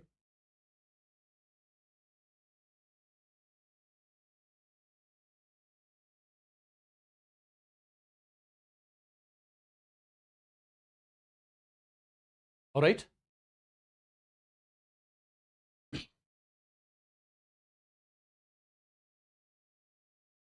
Perfect, guys. Now comes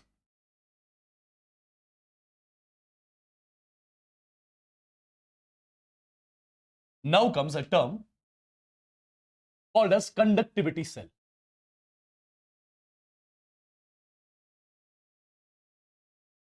Now comes a term called as conductivity cell.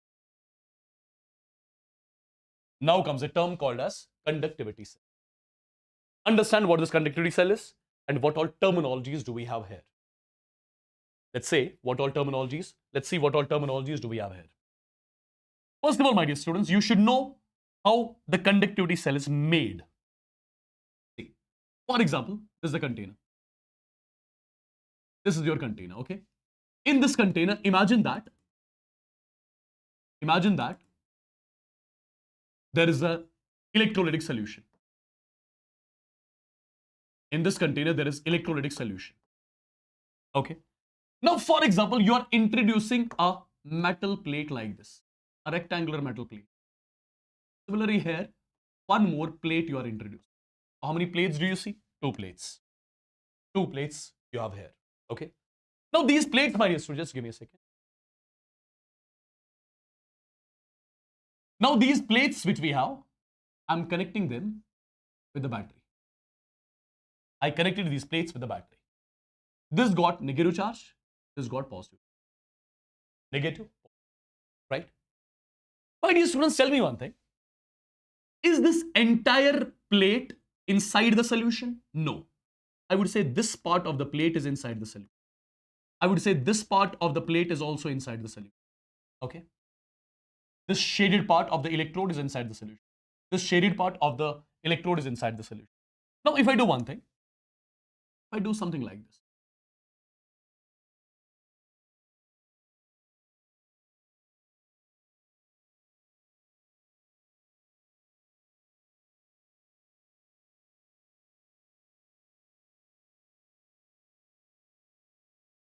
Just a second. Need to draw.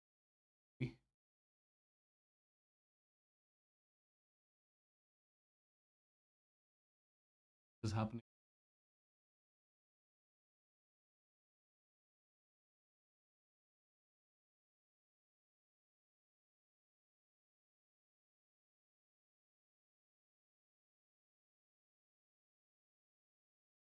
Tell me one thing.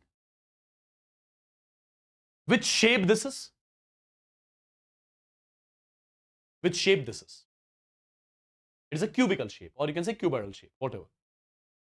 So I'll say this is a cubical shape, basically, right? Now, my dear students, do one thing. Take this cube out from here. Take this cube out. Take this cube out. You took the cube out. You took the cube out. Tell me one thing. What is this particular thing? I'll say it is the part of the electrode. It is the part of the electrode that was inside the solution. This is the part of one more electrode that's inside the solution. This electrode has the negative charge on it. This electrode has the positive charge. Now, between these electrodes, what do we have? We have got a solution containing some electrolyte. We have got a solution containing some electrolyte. We have got a solution containing some electrolyte. You call this as electrolytic solution. I mean, this is the solution containing some electrolyte. Now, guys, let the distance between these two electrodes, is equal to L centimeter. Let the area of cross section of this metal plate is equal to A centimeter square. This particular cell which you see over here, wherein you have got two electrodes, between them there is solution, electrolytic solution. This particular cell you will be calling as the conductivity cell. This is what you will be calling as the conductivity.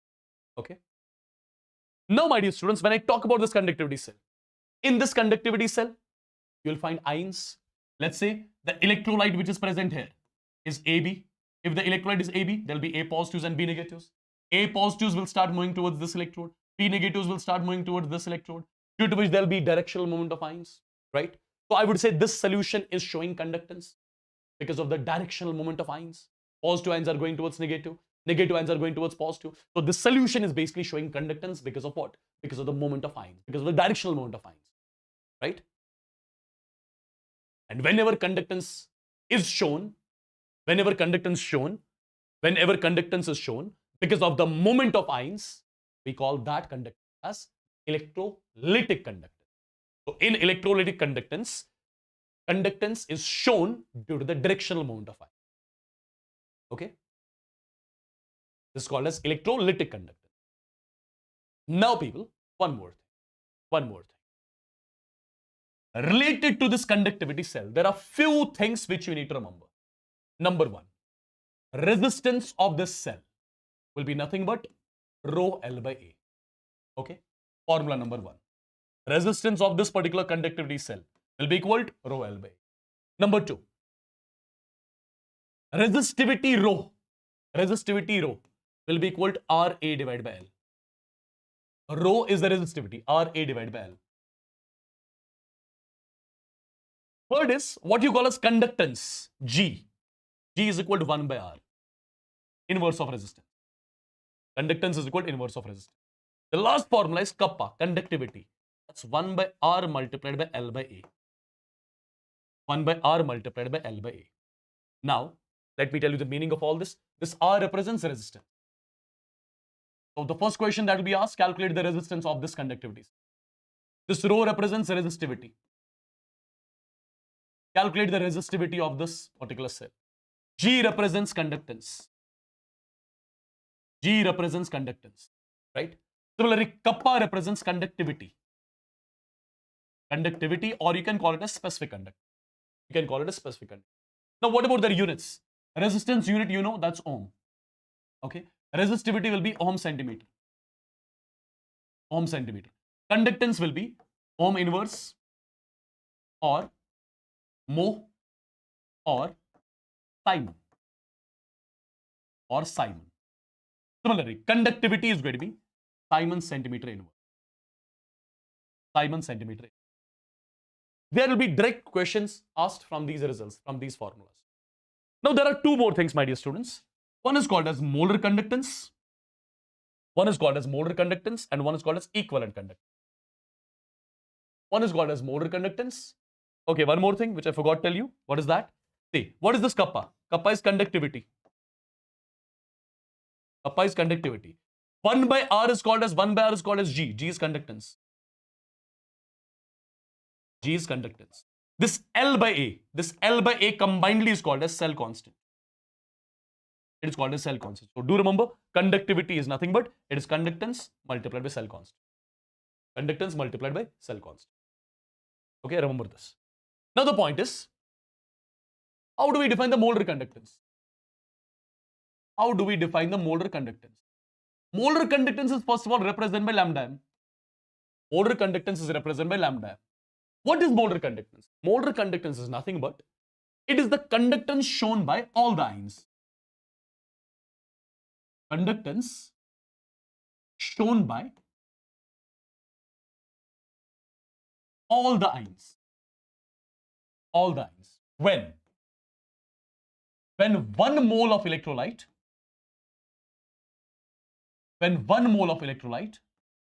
is present in a given volume of solution. is present in a given volume of solution. What does it mean? Imagine that you have got a conductivity cell here. Now you know what this conductivity cell is all about. Imagine that you have got a conductivity cell. My dear students, these are the electrodes. These are the electrodes. Between the electrodes, what do we have? We have got a solution. Let the volume of the solution is V centimeter cube. V centimeter cube is the volume of the solution. For example, I'm assuming that in this given volume of solution, there is 1 mole of electrolyte present. In this given volume of solution, for example, there is 1 mole of electrolyte present. In this given volume of solution, there is 1 mole of electrolyte present. Remember, when 1 mole of electrolyte is present in a given volume of solution, when 1 mole of electrolyte is present in a given volume of solution, the conductance shown by the solution at that point of time is called as molar conductance. What is molar conductance? It is the conductance shown by all the ions. It is the conductance shown by all the ions. When 1 mole of electrolyte is present in a given volume of solution. When 1 mole of electrolyte is present in a given volume of solution, whatever conductance will be shown by the solution at that point of time, that's called as molar conductance. And this molar conductance I'm representing with lambda m. My dear students, I'll be directly giving you 3 formulas for lambda m. I'll be directly giving you 3 formulas for lambda m. Remember them, okay? One is going to be kappa multiplied by 1000 divided by molarity. Second is going to be kappa divided by 1000 multiplied by molarity of this. Third is going to be kappa divided by molarity. Now, which formula do I have to use? Remember, when kappa is given in Simon centimeter inverse and lambda m you have to calculate in Simon centimeter square per mole, use the first formula.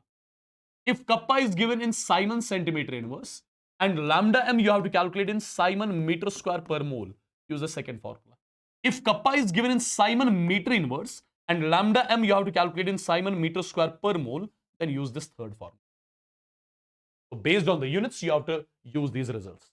Now, my dear students, similarly, there is one thing called as equivalent conductance. There is one thing called as equivalent conductance. And equivalent conductance, I represent with what? I represent with lambda EQ. Now, what do you think will be equivalent conductance? There is only one difference between molar and equivalent conductance. What is that? When I define equivalent conductance, I won't be writing here 1 mole of electrolyte. I'll be writing 1 gram equivalent of electrolyte. I'll be writing 1 gram equivalent of electrolyte. So equivalent conductance is basically the conductance shown by all the ions. The conductance shown by all the ions. When 1 gram equivalent of electrolyte is present in a given volume of solution. When 1 gram equivalent of electrolyte is present in a given volume of solution. Right? At that point of time, whatever is the conductance shown by the solution, you call that as equivalent conductance. And this equivalent conductance, again, it has got 3 formulas. One is kappa multiplied by 1000 divided by normality. Second one, use it as kappa divided by 1000 multiplied by normality. And the third one, lambda EQ is equal to kappa divided by normality. Now, which one are we supposed to use?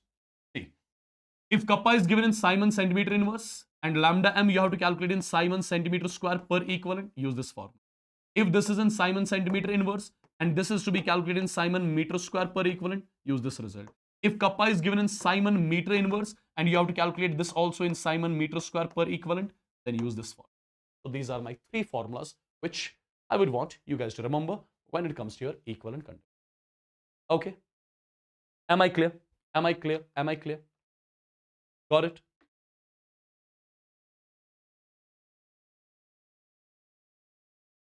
Got it, people?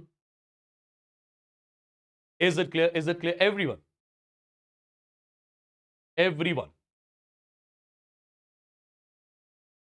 Now, I believe you can easily solve the questions. Tell me what is the answer of this question. Look carefully. The specific conductance. Specific conductance means kappa of something something is 0.009. So kappa is given. Molarity of the solution is also given. Okay. Cell electrodes of 1.5 centimeter square area. I'm writing all the given data. Place 0.5 centimeter apart. L is equal to 0.5 centimeter. How much current should flow if the potential difference between the electrode is 5 volt? Potential difference between the electrode is how much? 5 volt. What do we have to calculate? Current. How much current? How much current should flow if the potential difference between the electrode is 5 volt? We have to calculate current. You know, I is nothing but I is equal to V by R. Now, V is given to me as 5. What do I need? I need R. Right? I need R. How do I calculate R? Few minutes back, I gave you a result. Kappa is equal to 1 by R into L by A. Kappa is given to me. L is given to me. A is given to me. You can calculate R. Put that value of R here. You can calculate current. Done. Simple question, right?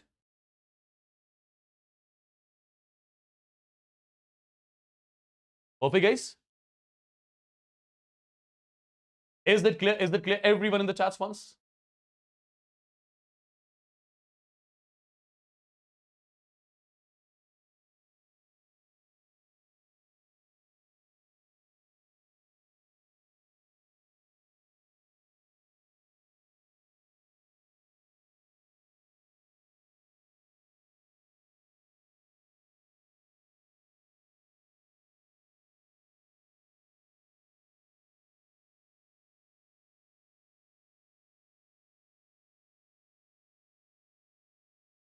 Perfect, guys. Now, one more question you can solve like this. A similar sort of question.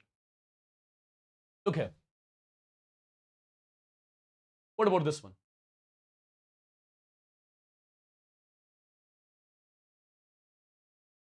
I think this is something which you can easily solve. R is given, L by A is given. You have to calculate conductivity. Kappa. Kappa is equal to 1 by R into L by A. R is given, L by A is given. L constant is L by A. Right? You can calculate kappa. Once you calculate kappa, equivalent conductance. Kappa is equal to, lambda EQ is equal to kappa into 1000 by M. Right? This is something which I believe you can easily do. This is something which I believe you can easily do. Okay? Now, guys, there is something. Okay, this is your homework question. Give it a try afterwards. Now, there is something which I would want you guys to remember directly. I'm not going to explain all of this in detail. Just remember, because a theoretical question can. Okay? See. Mark the heading as effect of dilution. Effect of dilution on lambda M and lambda EQ. Effect of dilution on lambda M and lambda EQ. When we do the dilution, what happens to molar conductance? What happens to equivalent conductance? First of all, I'm talking about strong electrolyte. If the electrolyte in the conductivity cell is strong, remember one thing, with the dilution, lambda M as well as lambda EQ increase. With the dilution, lambda M as well as lambda EQ, that increases. Why is that? Because with dilution, inter-ionic attractions between the ions, that decreases. And if inter-ionic attractions between the ions decreases, that means the moment of ions towards the respective electrodes, that increases. And if moment of ions towards the respective electrodes increases, that means molar conductance, equivalent conductance will increase. Okay? And remember, I'm telling you, with dilution, lambda M and lambda EQ, they increase. If I do the continuous dilution, continuously, there will be a stage when molar conductance will attain its maximum value, when equivalent conductance will attain its maximum value, and that stage is called as infinite dilution. At infinite dilution, lambda M attains its maximum value. It's called as lambda naught M. Similarly, lambda EQ attains its maximum value. It's called as lambda naught EQ. And what is this lambda naught M? Lambda naught M is called as molar conductance at infinite dilution. Similarly, what is this called as? This is called as equivalent conductance at infinite dilution. Or you can call them as limiting molar conductance, limiting equivalent conductance. The choice is all yours. Okay? And remember, in case of strong electrolytes, there's a graph which you have to remember.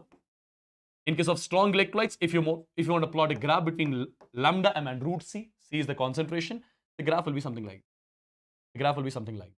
And when you extrapolate it, here you get lambda naught M. Okay? This graph, remember, it's valid for the strong electrolyte.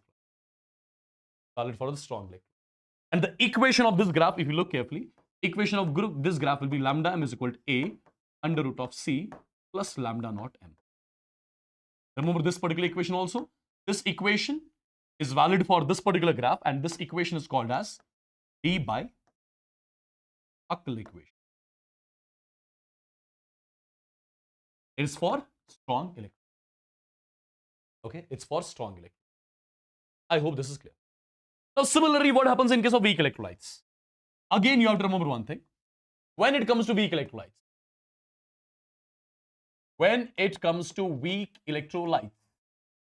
what you have to remember? In case of weak electrolytes with dilution, again, lambda m and lambda EQ both increase. With dilution, lambda m and lambda EQ both increase. Why is that? Here the reason is different, because ionization of the weak electrolyte that increases, or you can say degree of ionization is. Remember, with dilution, degree of ionization, or you can say generally ionization of a weak electrolyte that increases, due to which molar conductance and equivalent conductance increases when it comes to weak electrolyte. And remember, at infinite dilution,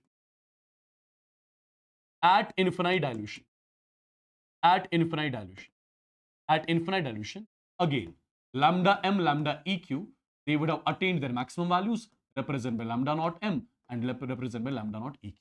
Best you know, lambda naught m is molar conductance at infinite dilution, lambda naught EQ is equivalent conductance at infinite. Okay? Perfect. Asha, one more thing that I want to tell you. What is that? Remember one more important thing. With the dilution, kappa value decreases. Kappa is conductivity. With the dilution, kappa value decreases. See, with dilution, lambda m, lambda EQ, they will increase, or strong as well as weak electrolyte. But remember, with dilution, kappa value that decreases. What is the logic for that reason? Because the number of ions per unit volume, it decreases. This is the reason for it. So anything can be asked from these theoretical parts over. Okay? Right? Sir, betrayal we thought we would take for inorganic 12th. Inorganic 12th is already taken by ma'am.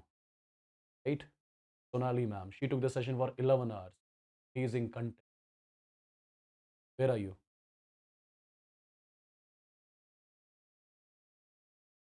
Okay? First of all, I won't let any teacher teach on this channel who's not good in content. Okay? I don't do that.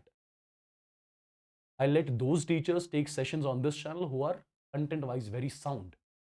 And when I saw her lecture, class 12th inorganic, I was fascinated.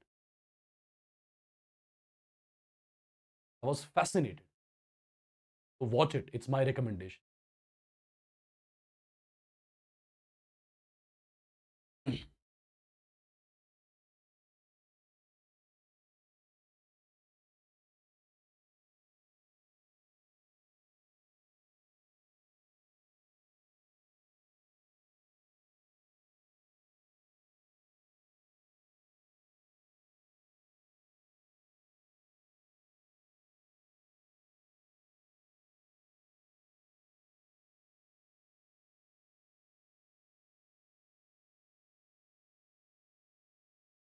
Am I clear till here? Now there is one topic left. What is that? That is your Kohl-Ross law. Okay, that's your Kohl-Ross law. What this Kohl-Ross law exactly is all about? See, I'll tell you something in very simple terminology, simple words.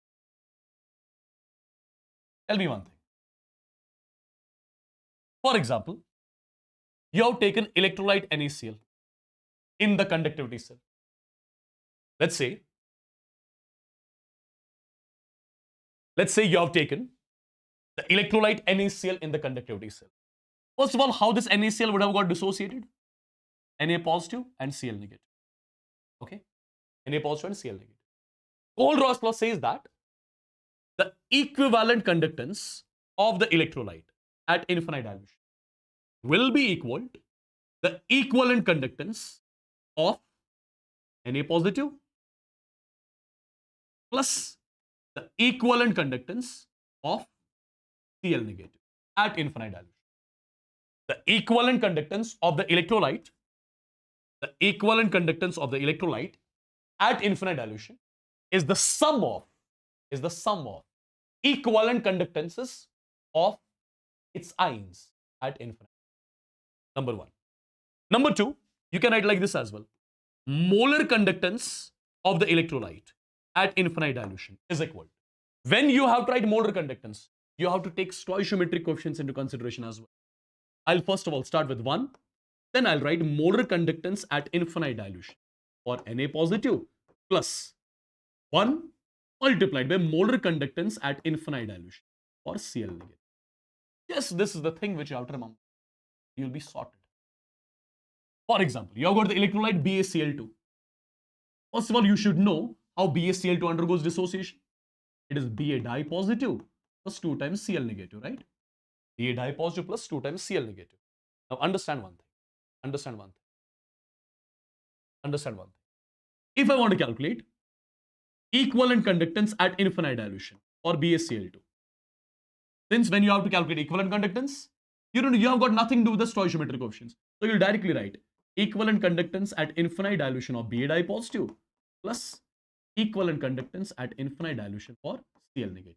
But for the same electrolyte, if you have to write molar conductance at infinite dilution, you have to take stoichiometric coefficients into consideration as well. So I'll be starting with 1 because the stoichiometric coefficient is 1 here, multiplied by lambda naught m of what? Ba di positive plus it's going to be 2 times lambda naught m of Cl negative.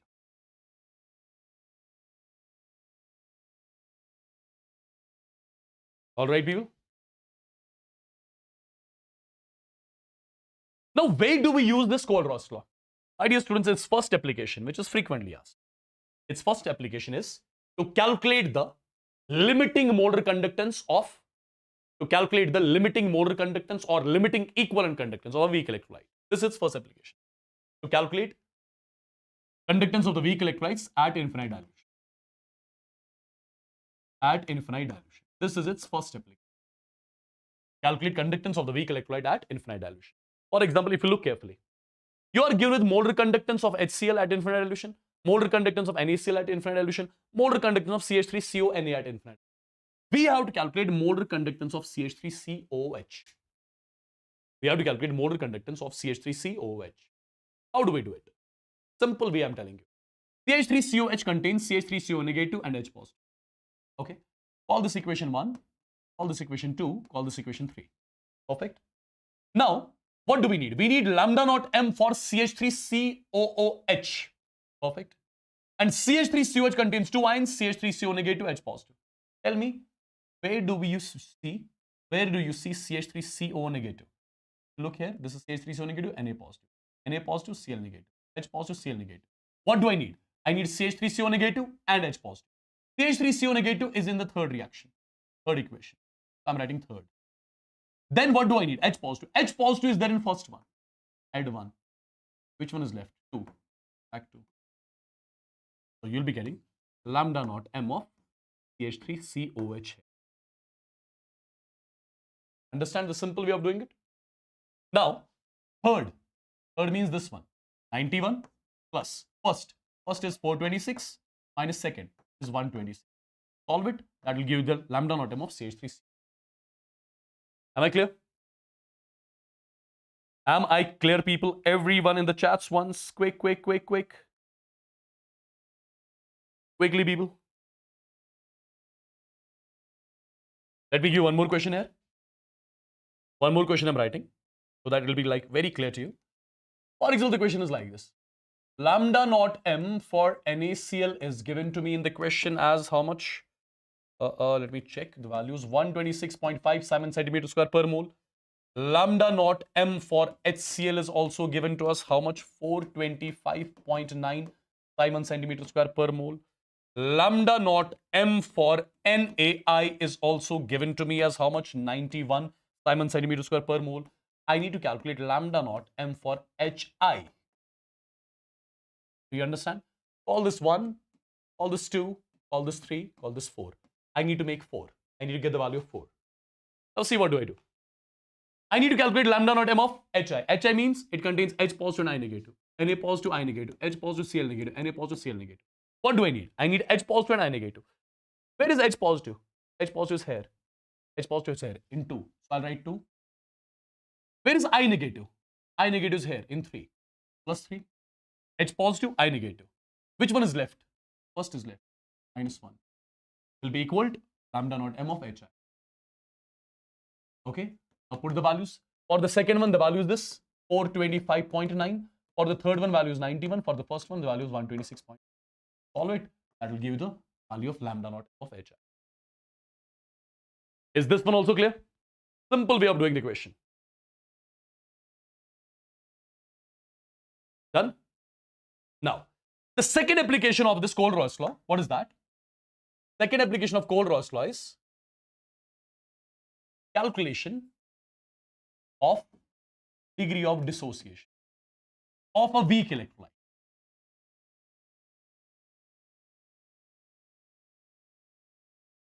Just a second.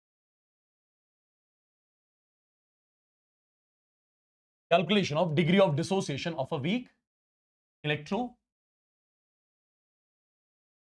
This is the second application of it. And just remember one thing. Let's say in the conductivity cell, you have got a weak electrolyte. Let this weak electrolyte be, for example, CH3COH. It's a weak electrolyte. Now, for example, when the concentration of weak electrolyte is C, when the concentration of weak electrolyte in the conductivity cell is how much? C, which can be 1 molar, 2 molar, 0.1 molar, anything.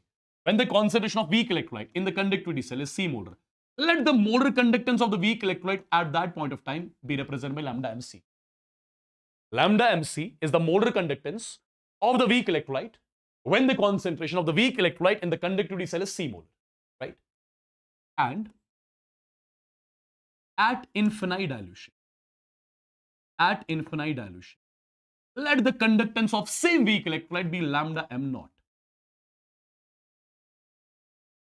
Okay, so two things I'm assuming. In the conductivity cell, you have taken weak electrolyte. When the concentration of weak electrolyte in the conductivity cell is C molar, let its molar conductance be lambda MC. And at infinite dilution, let its molar conductance how much? Lambda m naught. Okay. Now there is one direct result which I would want you guys to remember.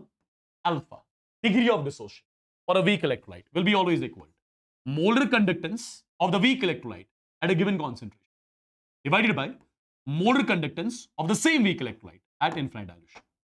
This is the result with the help of which you can calculate molar conductance of a weak electrolyte. Okay. This is the result with the help of which you can calculate degree of dissociation of a weak electrolyte. It is equal to molar conductance of the weak electrolyte at a given concentration divided by molar conductance of the same weak electrolyte at an infinite dilution. Now guys, understand one more thing. Let's say you have got the weak electrolyte is AB. Now if you remember in ionic equilibrium, we have discussed weak electrolyte always remains in equilibrium with its ions. Weak electrolyte always remains in equilibrium with its ions. Okay. And if you remember, how do we calculate ionization constant of weak electrolyte? I hope you remember ionic equilibrium. There is C alpha square divided by 1 minus alpha. Ionization constant of a weak electrolyte, Ki, C alpha square divided by 1 minus alpha. Now, right now I've told you, alpha is nothing but molar conductance at a given concentration divided by molar conductance at infinite dilution is the square divided by 1 minus lambda MC divided by lambda m naught. So finally, you can write this expression like this. You can write Ki is equal.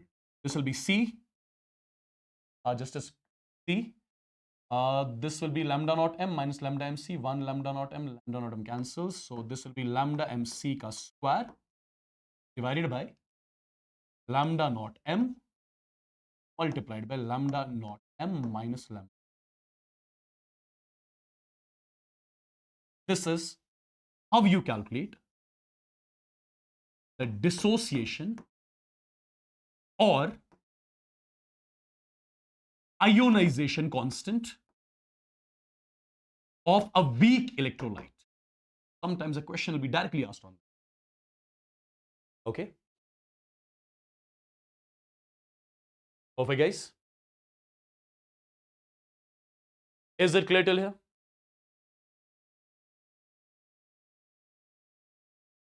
Is it clear till here? And guys, one last application of it. Okay, one last application of it. You can remember that directly. That is, let me write it over here.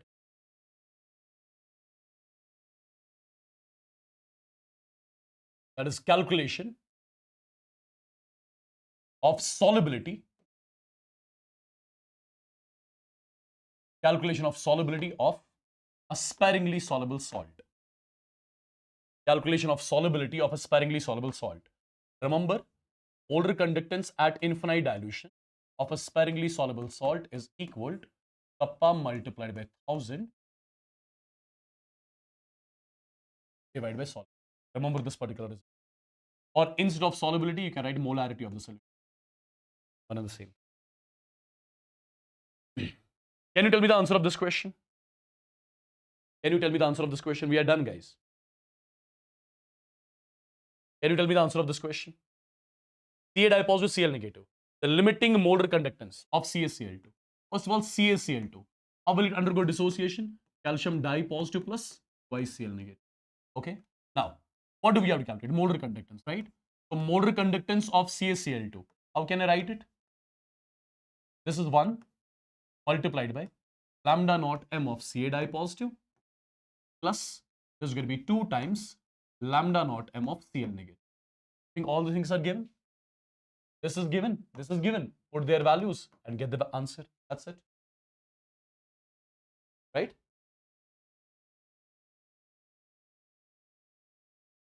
Similarly, guys, you can solve this question as well. You can solve this question as well. The molar conductance of 0.1 molar aqueous solution of ammonium hydroxide is this. So when the concentration of ammonium hydroxide is 0.1 molar, molar conductance of this ammonium hydroxide is given to us as 9.54, right? And at infinite dilution,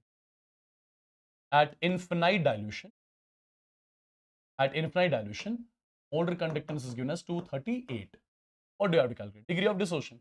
Alpha is equal to, 5 minutes back I told you, lambda mc divided by lambda m naught, right? Perfect. This value will come out to be 0.04. This value will come out to be 0.04. Now they have given in percentage. Multiply with 100, it's going to be 4%. Yeah, it's going to be 4% because they have given the answer in percentage.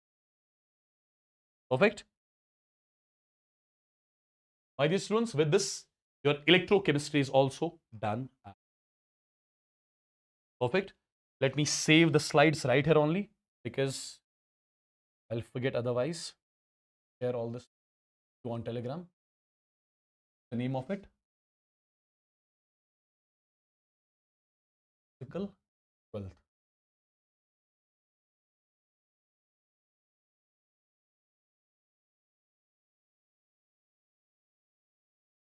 Okay, guys. Chalo, with this we are done. As I told you, I'll be discussing 2 chapters today. 1 chapter I cannot discuss today because at 4 p.m. I have got an appointment with the doctor. So we are technically almost done in chemistry. In chemistry, we have discussed all the chapters except thermodynamics we did not discuss, solution we did not discuss yet, biomolecules we did not discuss. Rest everything is done, right? Okay. All right. Thank you guys. Thank you so much. Thank you so much. Do let me know in the comment section. Okay. Do let me know in the comment section of this particular video whether you found this particular session beneficial, you liked it, you actually liked it or not. Do let me know in the comment section. Okay. Chalo. I'll be taking a leave with this. I'll be sharing this PDF on my Telegram channel. Do let me know in the comment section, not in this chats. Comment section. Okay? Comment section. Once the video ends. Chalo guys. Take care. I'll be waiting for all your comments.